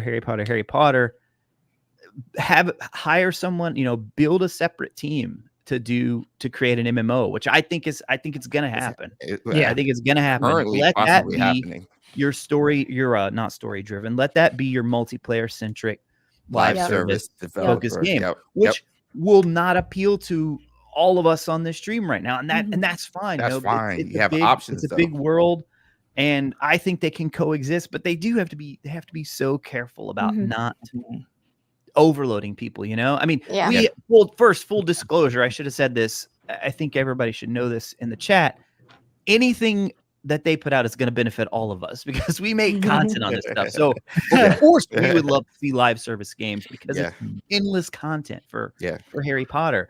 But as far as like the audience, as far as you guys, as far as selling and keeping those going, I mean, it's a very tough balance. So my pitch would be Witcher style, Skyrim style, big game that comes out a year or 2 down the road, 1 story DLC, another year down the road, another one. And then 2 years later, you got the sequel. Yeah. And you are absolutely right. And to think about it, they just built a name for themselves. Hogwarts Legacy is a big name right now. It's like not just some Harry Potter RPG. This is the best-selling game of 2023. It's a brand now. It is a brand. And It's got a legacy. It's in their hands. Their legacy is literally in their hands. It's in their hands to establish. We also release big ass DLCs, by the way, and we make good single player games and continue that way. And that picture of them of this title will only solidify. And a different example is Arkham. There's a huge fandom there. There was a solid game, and the same company was working on it for 9 years and released Suicide Squad. And all those years went to it's on fire. Yeah, it's painful to see. I haven't played the game. I cannot judge it, but I see the fire, see the smoke coming from the fire. Yeah, and it's painful. And even if they do turn it around with Suicide Squad, there's a huge gap left with no more Batman games. Or Yes. Superman. I mean, pick any superhero. I that know. you Look at can move Miranda. on She's to. crying right now. I They're want more so good. Batman. I still have one more to go, and I'm like, I do not want this to end. Like that, Yeah. they're magical. They're so good. They're so They're good. so Yeah, good. seeing you playing through them, I'm like, I need to replay these, man. They're They're so top good, notch. and it's So crazy good. that like the first one alone, like when I was playing, I was like, this is from 2009. Like Yes. there have been some games in the last 5 years that I'm like, this holds up like way, Yeah. way, yeah. way better. Oh, yeah. Oh yeah. Oh, yeah. Amazing. Oh yeah. But I do have a comment just about like the gaming industry as a whole. Like, Yeah. I feel like what I've noticed is kind of plaguing a lot of games recently is they all try to be like jack of all trades, but master of none. So they're, Right. you know, I have no issues with live service. I have no issues with single player solo offline games. Yeah. But it's like, if you're going to pick one, right, stick to it, allocate all of your resources to making it really good at that thing. Maybe add onto it later if you have the resources, if you have the passionate people that know what they're doing. Yeah. But it's just like, Mhm. don't spread yourself too thin trying to make Yep. one thing good at everything. Like I know Mhm. Right. as a Yeah. person, like I'm not even like that. No one's like that. Very No, few people yeah. are really good at being a jack of all trades and then being good at everything or being knowledgeable about everything. We really have to find like our paths and then kind of stick with that and then kind of go Cultivate it. from there, you know? Yep. Yep. Amen. Well said. Facts. Well Facts. said. Well said. No. Look at sorry James, like look at Go for ahead. example Dark Souls. I got into that franchise with Elden Ring, but I'm looking at their history. They have been solid all this time. Seems like Yeah. they're just kind of hitting the same points. They're in the same niche and they're keeping it respectful. They add in some little twists and turns here and there and new sprinkles, but at the core it is the same. Yeah. Yeah. Real quick before I get into my thoughts. Showtime Runner joining the Patronus squad, celebrating 12 months and also throwing in a comment for with the $10 super chat. I need nifflers and teddies in the chat for those members. Something to also consider with regards to DLC is the voice actors return. Do they have other contracts? Ooh, I didn't even think about that. Good Contracts question. now, etc. Sebastian Croft may be an example of one unwilling to return, but new DLC is ideal. I actually follow the voice actor for Sebastian, and I Yeah, me know too. he's currently busy doing other stuff.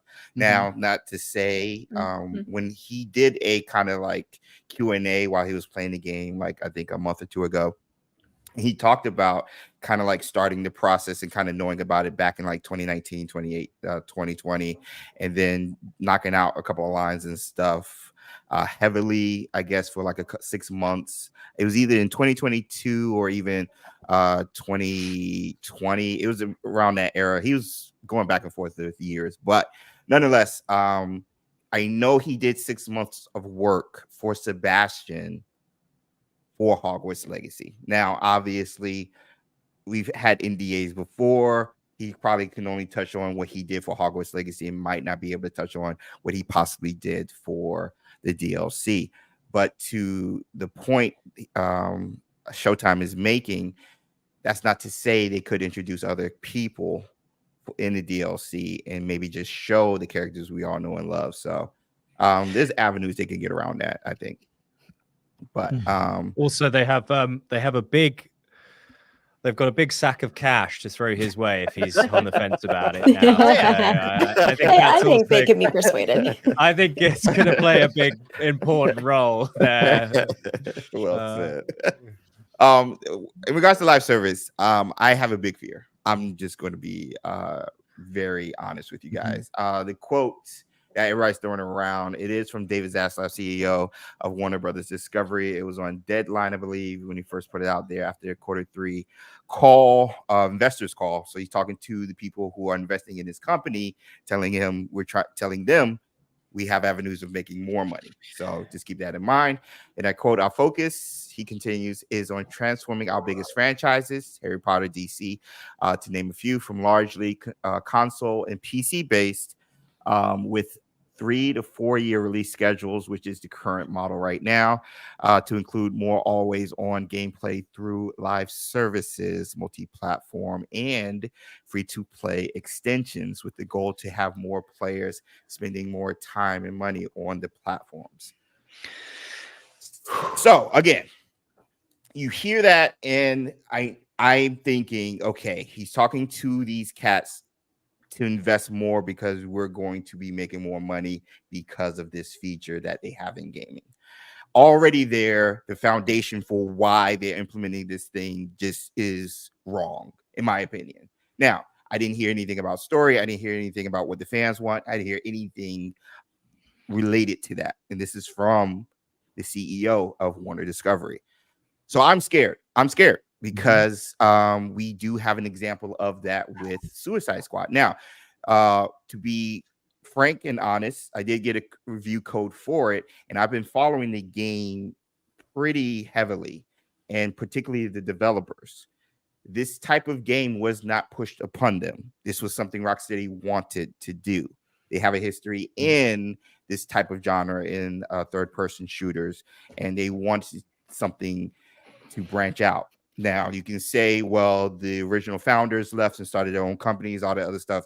That's all hearsay. But the fact of the matter is, this is something Rocksteady wanted to do. That being said, now, to Hogwarts Legacy, is this something Avalanche Software wants to do? That's all I care about. I care about what Avalanche Software wants to do with their IP. And if live service is something they want to do, I'm going to trust them wholeheartedly because they gave us Hogwarts Legacy and it made what it made. I'm going to trust their decision making. I'm going to trust Alan. I'm going to trust Boston. I'm going to trust Chandler. I'm going to trust all these cats. If they don't want to, I pray there's no push from the higher ups forcing them to do that. Now, we've seen in the job postings retro, and shout out to Joe Mack, who has posted about it, and we've talked about where they are talking about quote unquote franchising. So it's not just Hogwarts Legacy, it's branches possibly, or even other Harry Potter games under that Hogwarts Legacy franchise, where we could see some stuff with live service while keeping Hogwarts Legacy as a single player open world action RPG. So if they go that route and make a franchise and kind of, I guess, piggyback off of that, make a new game under the Hogwarts Legacy IP as a franchise and have that live service, well, you got everything for everybody now. And I think everybody can coexist off of that. But if it's something that is forced upon Avalanche Software, that is my fear. That is my fear. And based off what he's saying, it's something that is going to be pushed heavily in the next coming years. So, yeah. That being said, that's a big fear. I mean, Yeah. it is a legitimate thing, but I feel like, I think I said a while back, I feel like it would be cool to have this, like you just said, having Hogwarts Legacy as a front runner, and then have these satellite games that are sort of connected but not connected really. There's, you know, they focus on their own genre of a game. And that could be the posting that you found, or actually was from Joe Mack. That he mentioned that they're now looks like assembling with their job postings for a different location in Salt Lake. So it would be interesting. That would literally do that. That they're like, okay, it's about Utah. It's about Salt Lake City, where they're great developers. I see Avalanche Software just being a overarching developer for everything Harry Potter regarding their console-based games. I see that's what I foresee Avalanche Software being. And I mean, that's not hard to think about. You're like, hey, y'all killed it. Let's just leave you guys in control and then branch from that. That's an easy decision. Fair enough. So that's going to happen, I think. And again, just let them cook, man. Just let them cook. Could they bring the same love, care, and depth to a live service, do you think? I mean, could you not make it? They've obviously made the game good. Can they not make a live service aspect good? Like I said earlier, I think for a time, yes. I think it's harder to prolong it after a long time. If they honestly, if that's something they want to do, I trust them. Yeah, I think they could do it. I trust them. And I tell you why. Because I will say this in the most loving way to the Avalanche software team. They are nerds of this AP. They are. I think they'll accept that. We speak the same language. They ask the same detailed questions about everything, about the games, about the IP, about Harry Potter. They care about the minutiae details, and little things build the whole thing. So to answer that, yes, they can totally make that because they will look into the correct things. I'll play devil's advocate, and I though, think but that's don't it. you guys think Naughty Todd Dog was saying accepted the same thing? nerdy thing, by the way. Go ahead, I Retro. mean, I was just gonna say I'm playing devil's advocate. Don't you think Naughty Dog would have said the same thing? Especially since they had a multiplayer game under their belt that worked as well. That is And true. I mean, again, And this is Avalanche Software's first time. What would make you guys I'd love to hear from all of you on this, and also chat as well. Like, talking about live service, and we've all got concerns. What would make you guys not happy with a live service Hogwarts Legacy? Like, what are the pressure points here that are really giving you guys the willies, as we say here in the UK? Like, why are you like, oh my god, like what could they do to make you go, oh my god, why did they do that? Progress in the game requiring online and multiplayer aspects. Okay. Yeah, that would be me. Nice. Just because I know my wife. She's not trying to feel that right now, and so and might not have time to coordinate and get with somebody. Oh, what's your schedule? Let's do this. Oh, let me try to find a random person and hope they're online so I can try to knock this part out in the story because I only have a couple of hours because that babysitter is not here, or I need to do this because I got to do this for work and stuff. Like, there's so many parts where availability matters, and to just be able to plug in the game, pop in the disc, or if you have a digital, and play the game is such a nice relief. Nothing you have to worry about. So coordinating with people is stressful. There's introverts out there who are scared to interact with people. I know it's hard just to get people to talk in chat half the time when we do our live stream. So I think forcing multiplayer aspects in order to progress your current playthrough is a no-no, in my opinion. Yep. Decent. With that being said, highly competitive. It's just personal thing, but that's like I like when I find a game and it is so competitive, like it's just best that I'm like, bye. I will walk away, like go up, but it's there are good games like that are just not my type, but that's a different thing. I feel like if the gameplay and the game will feel like that there's this hollow and everything is just fake and bland. That's sometimes how I feel like some games feel that way. It's just like, I'm sorry, Harry Potter, but Harry Potter and Deathly Hallows Part 1 and Part 2. It's like it just like it's hollow, painful experience that you don't feel connected to. And so sometimes that can feel like it's like that, and then also at the same time there's like ads at all times, like just popping at you the moment you stop. Oh, buy this stuff and this stuff. Oh, or you can get this new outfit that no one gives a crap about. So like still you can pay money for it. So yeah. Do you think? Okay, if there was this online aspect and it was like $3 to do the dark mark emote and then cast the dark mark into the sky, would you buy it? I'm buying or immediately. do you think I would buy it. do you think other people would buy it? Like, okay. Yeah. Okay. So then in that case, because I think if they had something like, and I'm not saying this is good or bad, by the way, but I'm just trying to think from a business perspective.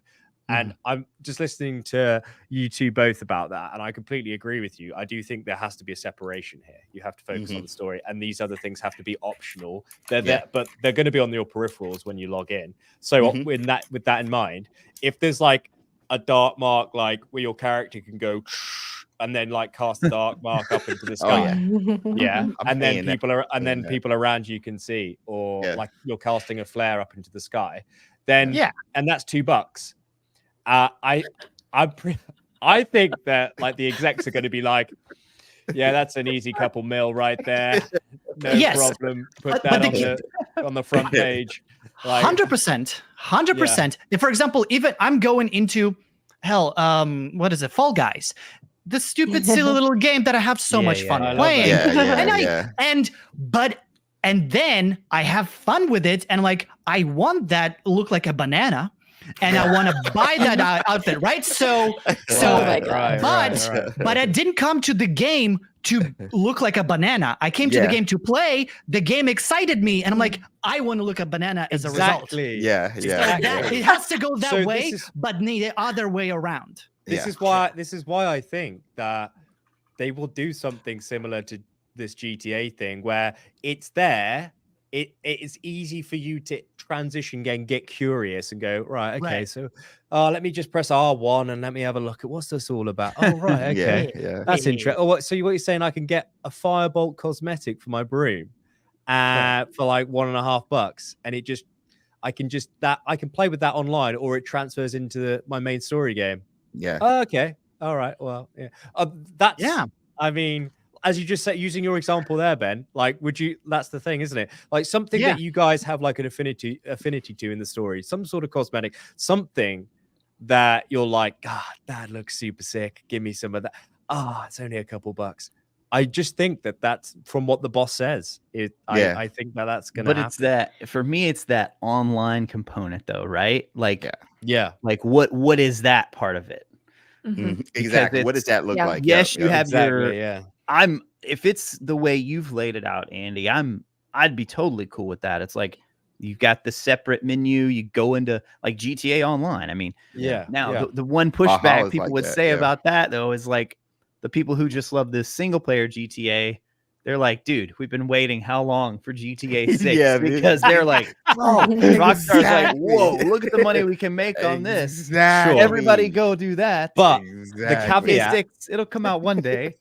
But the caveat to that is that, as I believe the Take-Two boss said recently, is that the reason why it's taken so long is they want perfection. I mean, after they want, but the thing is as well, that Rockstar in a different position, I would say, as you say, is that they have had the liberty to be able to just get perfection because of this online format, this cash cow. They don't need to release a game every other year, 2 years, 3 years, whatever, to make this money up, because they're just getting $500 million per year to pay all their bills through that online service. And that's a wonderful position to be in, because as you say, it's like, God damn it, we've been waiting 10 years for this follow-up game. But you do know that it's gonna be perfection. Oh yeah. That's so funny. It reminds me of like the Titanic meme where like all the GTA 5 or GTA 6 fans are like, it's been 84 years. I heard some people are so like funny. some I remember I can't remember what news article it was. It's like some guys are like were really overweight and unhealthy, and they're like, oh man, I gotta sort my life out. I don't want to die before this game comes out. Like I need to get ripped. I need to eat healthy. I need to experience this game. Anyway, I'm keen to hear everyone else's opinions then on like what would like not make you happy about this kind of service aspect. Miranda, what would not make you happy? Yeah, sure. Well, what you said definitely rings true for me, like as an introverted person. And like, you know, a lot of us are, you know, we're all getting older. I hope that's how humanity works. But, you know, a lot of us, our friends aren't as available or don't play video games anymore. I know that's true for me. Like people are getting married, having kids, and it's really hard to like link up schedules. So I often find myself playing games on my own, and also just because that's my personal preference. But I know when I have played live service games in the past or co-op games, my biggest issue is like repetition. You know, I can only push the payload so many times. There's a reason I don't really play COD or a lot of online shooters anymore, because the same maps, the same, you know, goals, it kind of gets stale after a while. So it's there's only so much. Like, I feel like we all think that maybe they can just keep coming up with content forever and ever and ever for the same game, but I feel like eventually there will we will reach a stalemate, because that's just natural. That's the natural thing that happens. And I definitely don't like when things feel forced. And also to like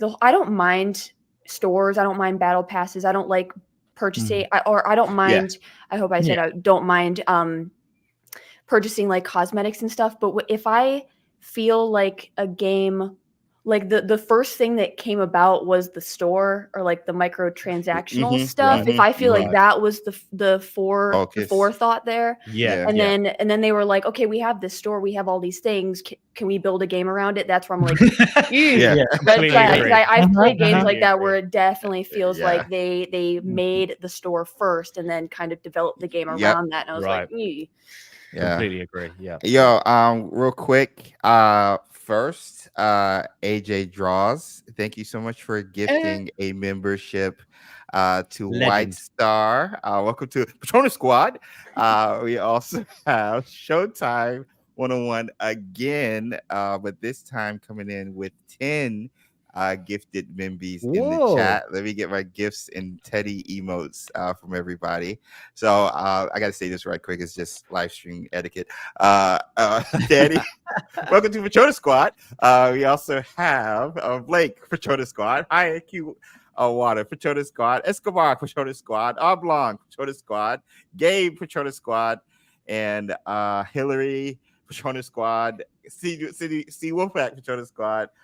Brittany, Patronus Squad. And I'm Jet Me, I think is the name. Patronus Squad right there. So if I missed you, I'm sorry, but be sure to send thank yous and hearts in the chat towards AJ and Showtime 101. Thank you guys. I will make sure to pay this forward to the creators who have volunteered their time and energy to be here tonight. So thank you guys. But Miranda was finishing up with her thought on that.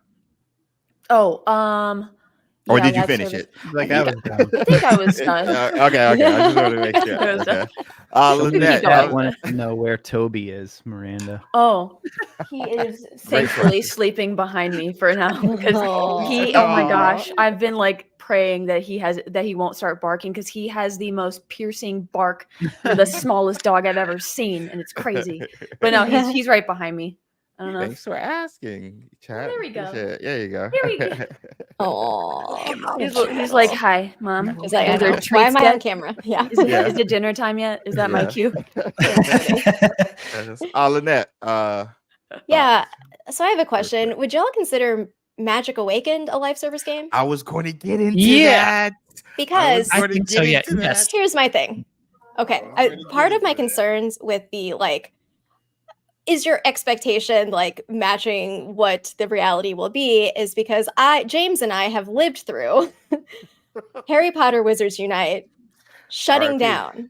Actually, many people in chat have lived through this, where it's just like, right. So like having that sort of, and that was a game that a lot of us dumped so much into, because when it comes to like thinking about, will I pay money for it? Typically the answer is no.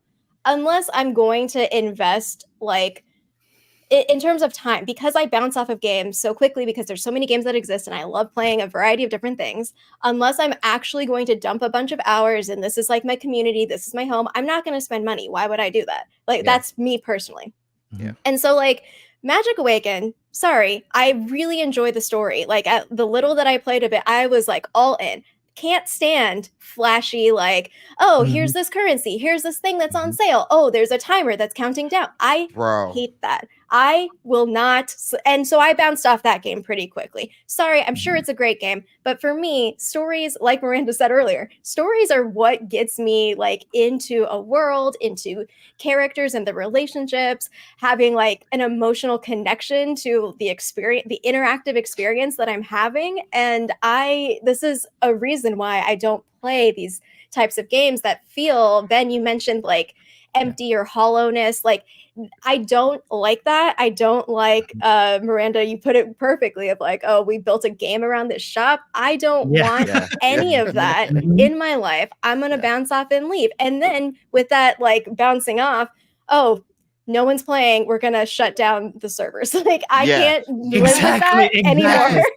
I've only had it through with Wizards Unite, but I can't have that experience again. It's that trigger that level of rejection anymore. Yes. I spent all this money, got all these cosmetics, got all these items. I wanted to do it with my community, and gone. Right. All of it gone. Right.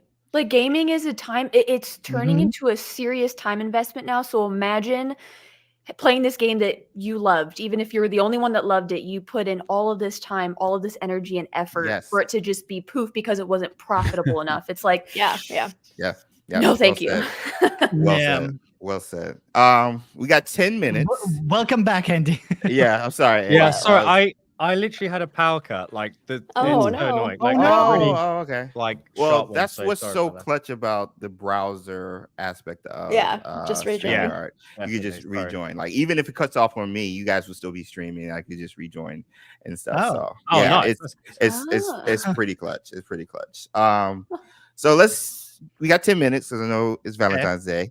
Let's do some rapid fire. Let me see. Go off the script so I don't surprise anybody. Okay. When they say additional features and updates, pick one feature or update you would like to see in the game, starting with Andy. Quick fire. I've said it, so I feel like a broken record, but for me, like, co-op, even if it's 4-player. Oh, I thought you were going to say mustache. Oh, I mean, Lynette, like, I would love to voice a vendor with a mustache in the next game. So, there's an idea. If there's any developers with a big, massive handlebar mustache and an English accent, please, I will say anything you want me to say.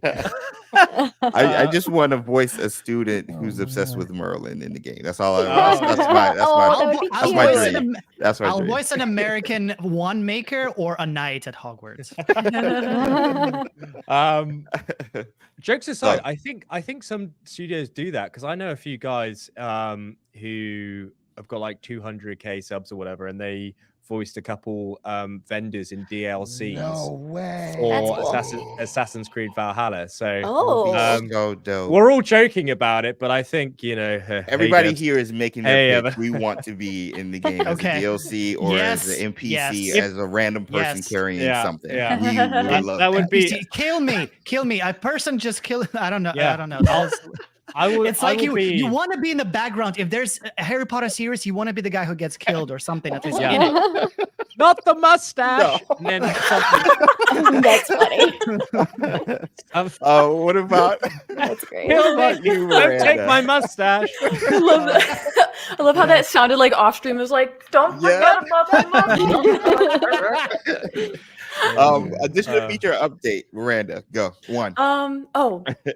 I want more mini games. I want more Summoner's Court. I want that to go on forever. I want to continue to beat my fellow students and like laugh in their face.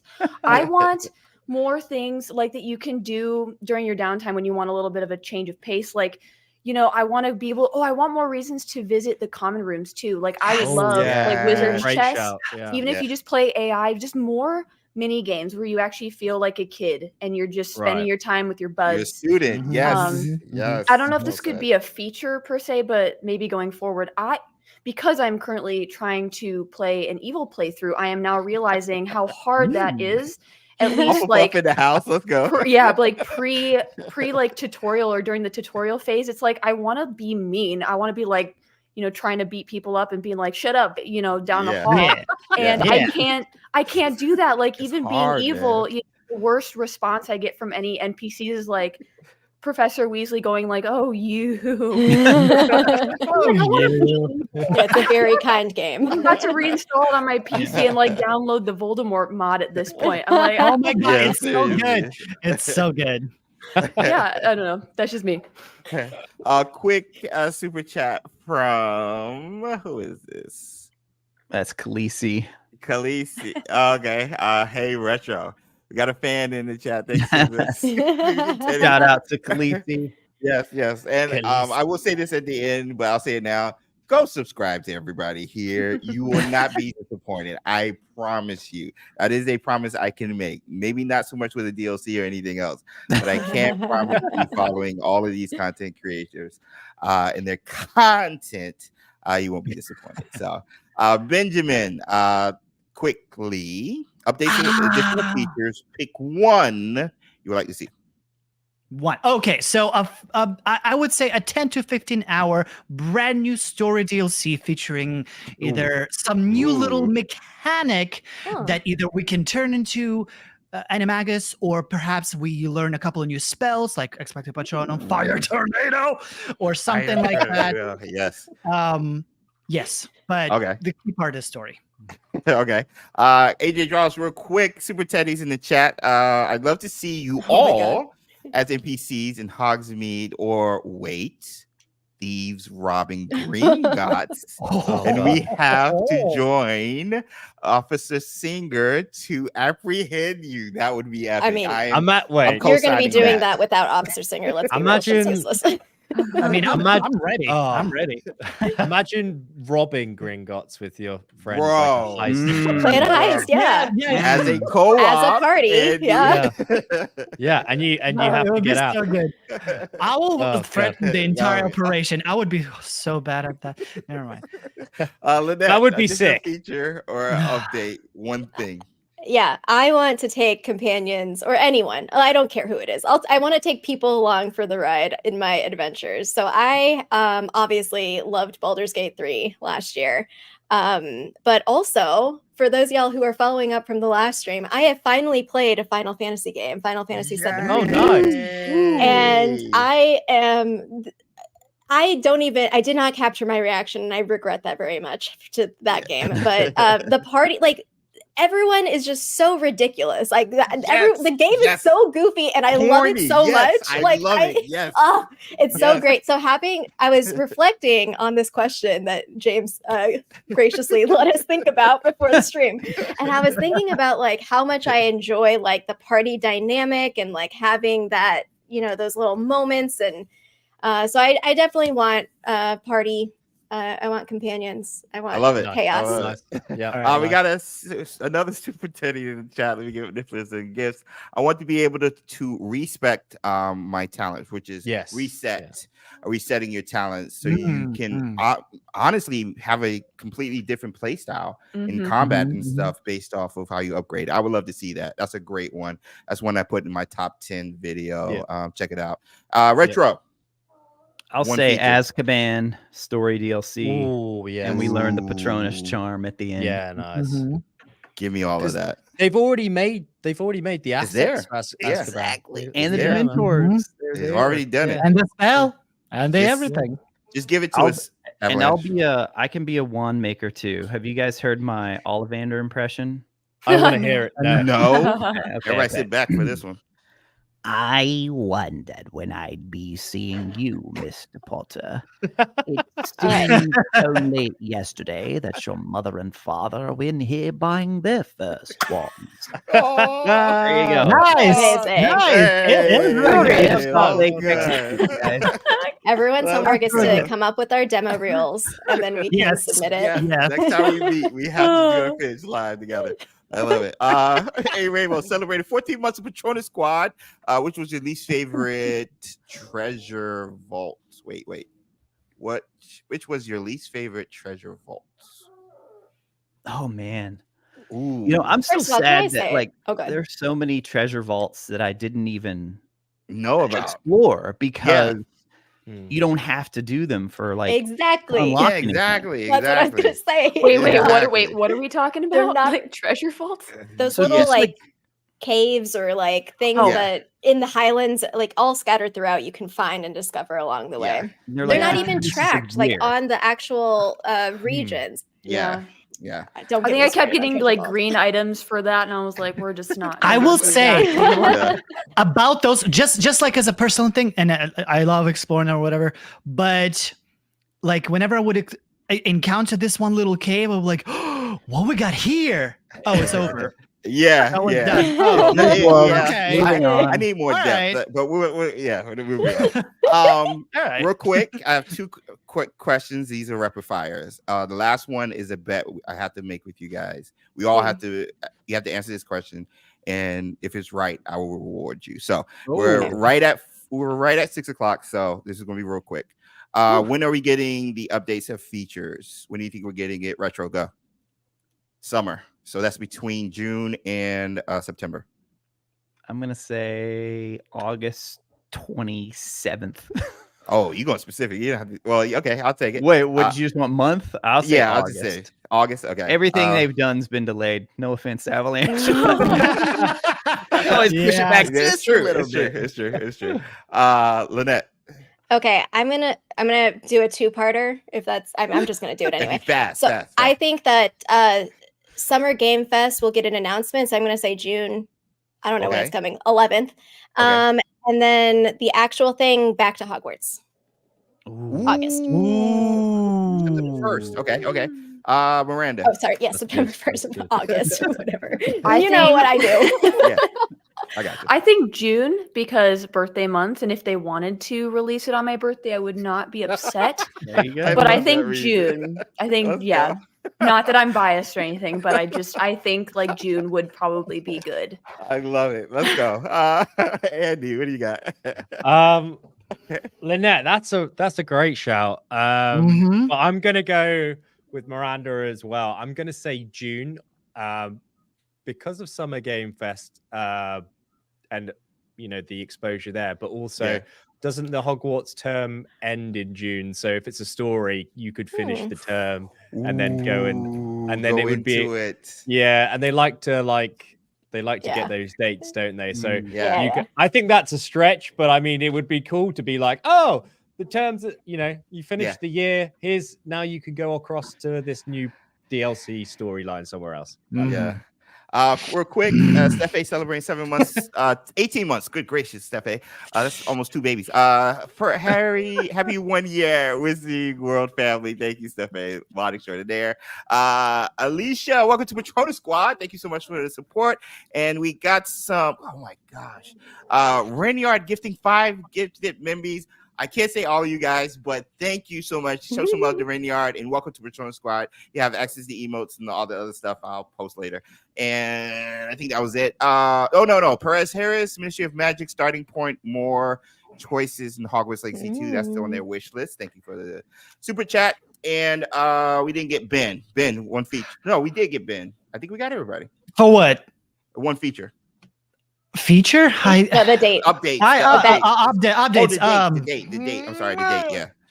Yeah. It's tough. I think maybe they will announce on their own something in When March. are we getting it? Okay, September 1st of September. That's technically still summer, right? Yeah. So yes, Post That's on why it you with were Lynette. growling earlier because you couldn't decide. I couldn't because that's a good point about Andy makes about Summer Game Fest. That's true. Because Yeah. you want to release things before the big wave comes in, and then they can already like discount it or whatever. Okay. I want to change my that's vote. true. I'm changing my- Oh man. All right. It's just I'm a saying fun July just to break it up. So we got June, Oh, that's July, nice. August, September. So we got everything covered. Okay. Wait, are we betting birdie bots? What are we betting? No. Oh. I'm offering, and I'm going to find a way to get Andy. I'm offering. This is the question: what feature are we getting? And the reward is a house wand. I'll send to you guys. Oh. So wait, we guarantee we just pick one thing. We have to pick one feature we're getting this summer. If you're right, you get a house wand. Okay. And we have to All say right. something different. Yes. Can I go first? Oh wait, no. Oh my I'm thinking God. I'm thinking of a number because I have the number. Oh, I'm he has thinking of a plan. number between 1 and 50, the closest, and we'll go in order. Let me get my keypad out Wait. right quick. Huh? We But pick a you number? guys have to pick a If number somebody says the between same Vote to thing. answer Yeah. first. who goes Ah, first, okay. and then Oh, we'll who goes get you guys bets. I thought this would be a fun thing. We didn't get to do it last time with the release date because they delayed it. RIP. So I was like, let's do it right Wait, now. I'm confused. Okay, just Ben, I'm going to walk you through it. Okay, The number okay. between 1 and 50 that I'm thinking of, the closest will win. Okay. Go ahead, Miranda. Go. 17. Okay. Andy, go. 24. Retro, go. 47. Lynette, go. 33. Ben, go. 44. We all went kind of Oh high. my gosh. Ben got the exact number. That was my football number. The next go. closest is Retro. Then we have Ah. Lynette. Then we have Andy. Then we have Miranda. All right. So let's do Ben first. Feature that we definitely gonna get. Yes. Or In the summer update. In the summer update. Hurry up. People got dates. ability to change your body like an Imagus. Okay. Animagus. Okay. Retro, go. Take this one to the bank. Photo Okay. mode. Oh, I don't understand. Why did you do that, Lock. man? It's an absolute lock. Lock it in. I don't know why you didn't do that. Oh, I'll That's see the myself easy out. one. All right. Okay. That's it. All right. Great Lynette, shot. Lynette. Can I say story DLC? Do I need to be more specific than that? No, you're good. All right. That's broad. So that was the safe one right there. Andy. I wanted that wand, man. James, can I Uh, sit myself out? I already have a Ravenclaw wand, so Okay. Oh, All right. Let's God. go. That's fine. Okay. All right. It's gonna be. So what have we said so far? Animagus, photo mode, Photo story. mode, story DLC, which is gone now because Yeah. Lynette already has their one. I leave it to you or whoever. So story DLC is quite particular. Okay. A new region to explore. Ooh, Whoa. I like that. Yeah. All right. And good enough last now. but certainly not least, Miranda. Did anyone say a new spell? I was No. thinking. Oh. No one said That's a good that? guess. Yeah. Nobody. No. Right. I Good was gonna shout. say like maybe we're gonna ride the giant squid in the Black Lake because everyone else took my idea, but Wait, so what if I'll we're take all mine. right, James? Do we all just want? That's why I did the order. So Oh, whoever gotcha. whoever was right with the closest with the order. I also need that's a the new one lucky who's getting number. Okay. Yeah, you feel So me? like Ben gets first crack if his Yep. is right. Yeah. Yep. That's why I did it. So you go with new spell. I think that's a safe one, Miranda. That's good. Yeah, it That's is good. very. That's a good one. I'm actually That's a good surprised one. no one That's a said that. Yeah. Because our heads are just everywhere. We don't even I think know. of like the simple stuff. So that's usually how it goes. As with soon the- as Retro, as soon as you said take it to the bank, I was like, Yeah. Don't say it. I was so surprised Ben did. Then I was like, oh, I he's know. He's I thought flustered. Ben was gonna He's take it. flustered. But anyway, we got to get out of here. I'm gonna go back and look at all you guys' suggestions and stuff in chat. Thank you so much for hanging out this long for 2 hours. Thank you to the panel. We'll make sure to have all of their channels linked in the description below. I want to thank Retro Rocketeur, Miranda Lorian, Lynette, aka was a PhD, Andy Reloads, and Benjamin Snow, aka Ben Snow, for joining us. Happy Valentine's Day to all of you guys. We love this fandom. We look forward to all the news that's going to drop. Be sure to follow them when the news drops. We're going to get out of here. Have a great rest of your Wednesday or Thursday, wherever you are in the world. One thing. Go ahead, What? Ben. Go ahead. All right. Sorry. This Friday, I'm finally taking you back to Avalanche on my channel. Check it out. Oh, yay. Okay, team. Okay. I forgot. Wow. All right. All right. Happy Check it out. Be Valentine's there Day. Friday. Happy Valentine's Day. Happy Valentine's Day, you guys. ciao, See ciao, you. ciao, ciao, ciao. Bye, bye, bye, bye, bye. Bye. Bye.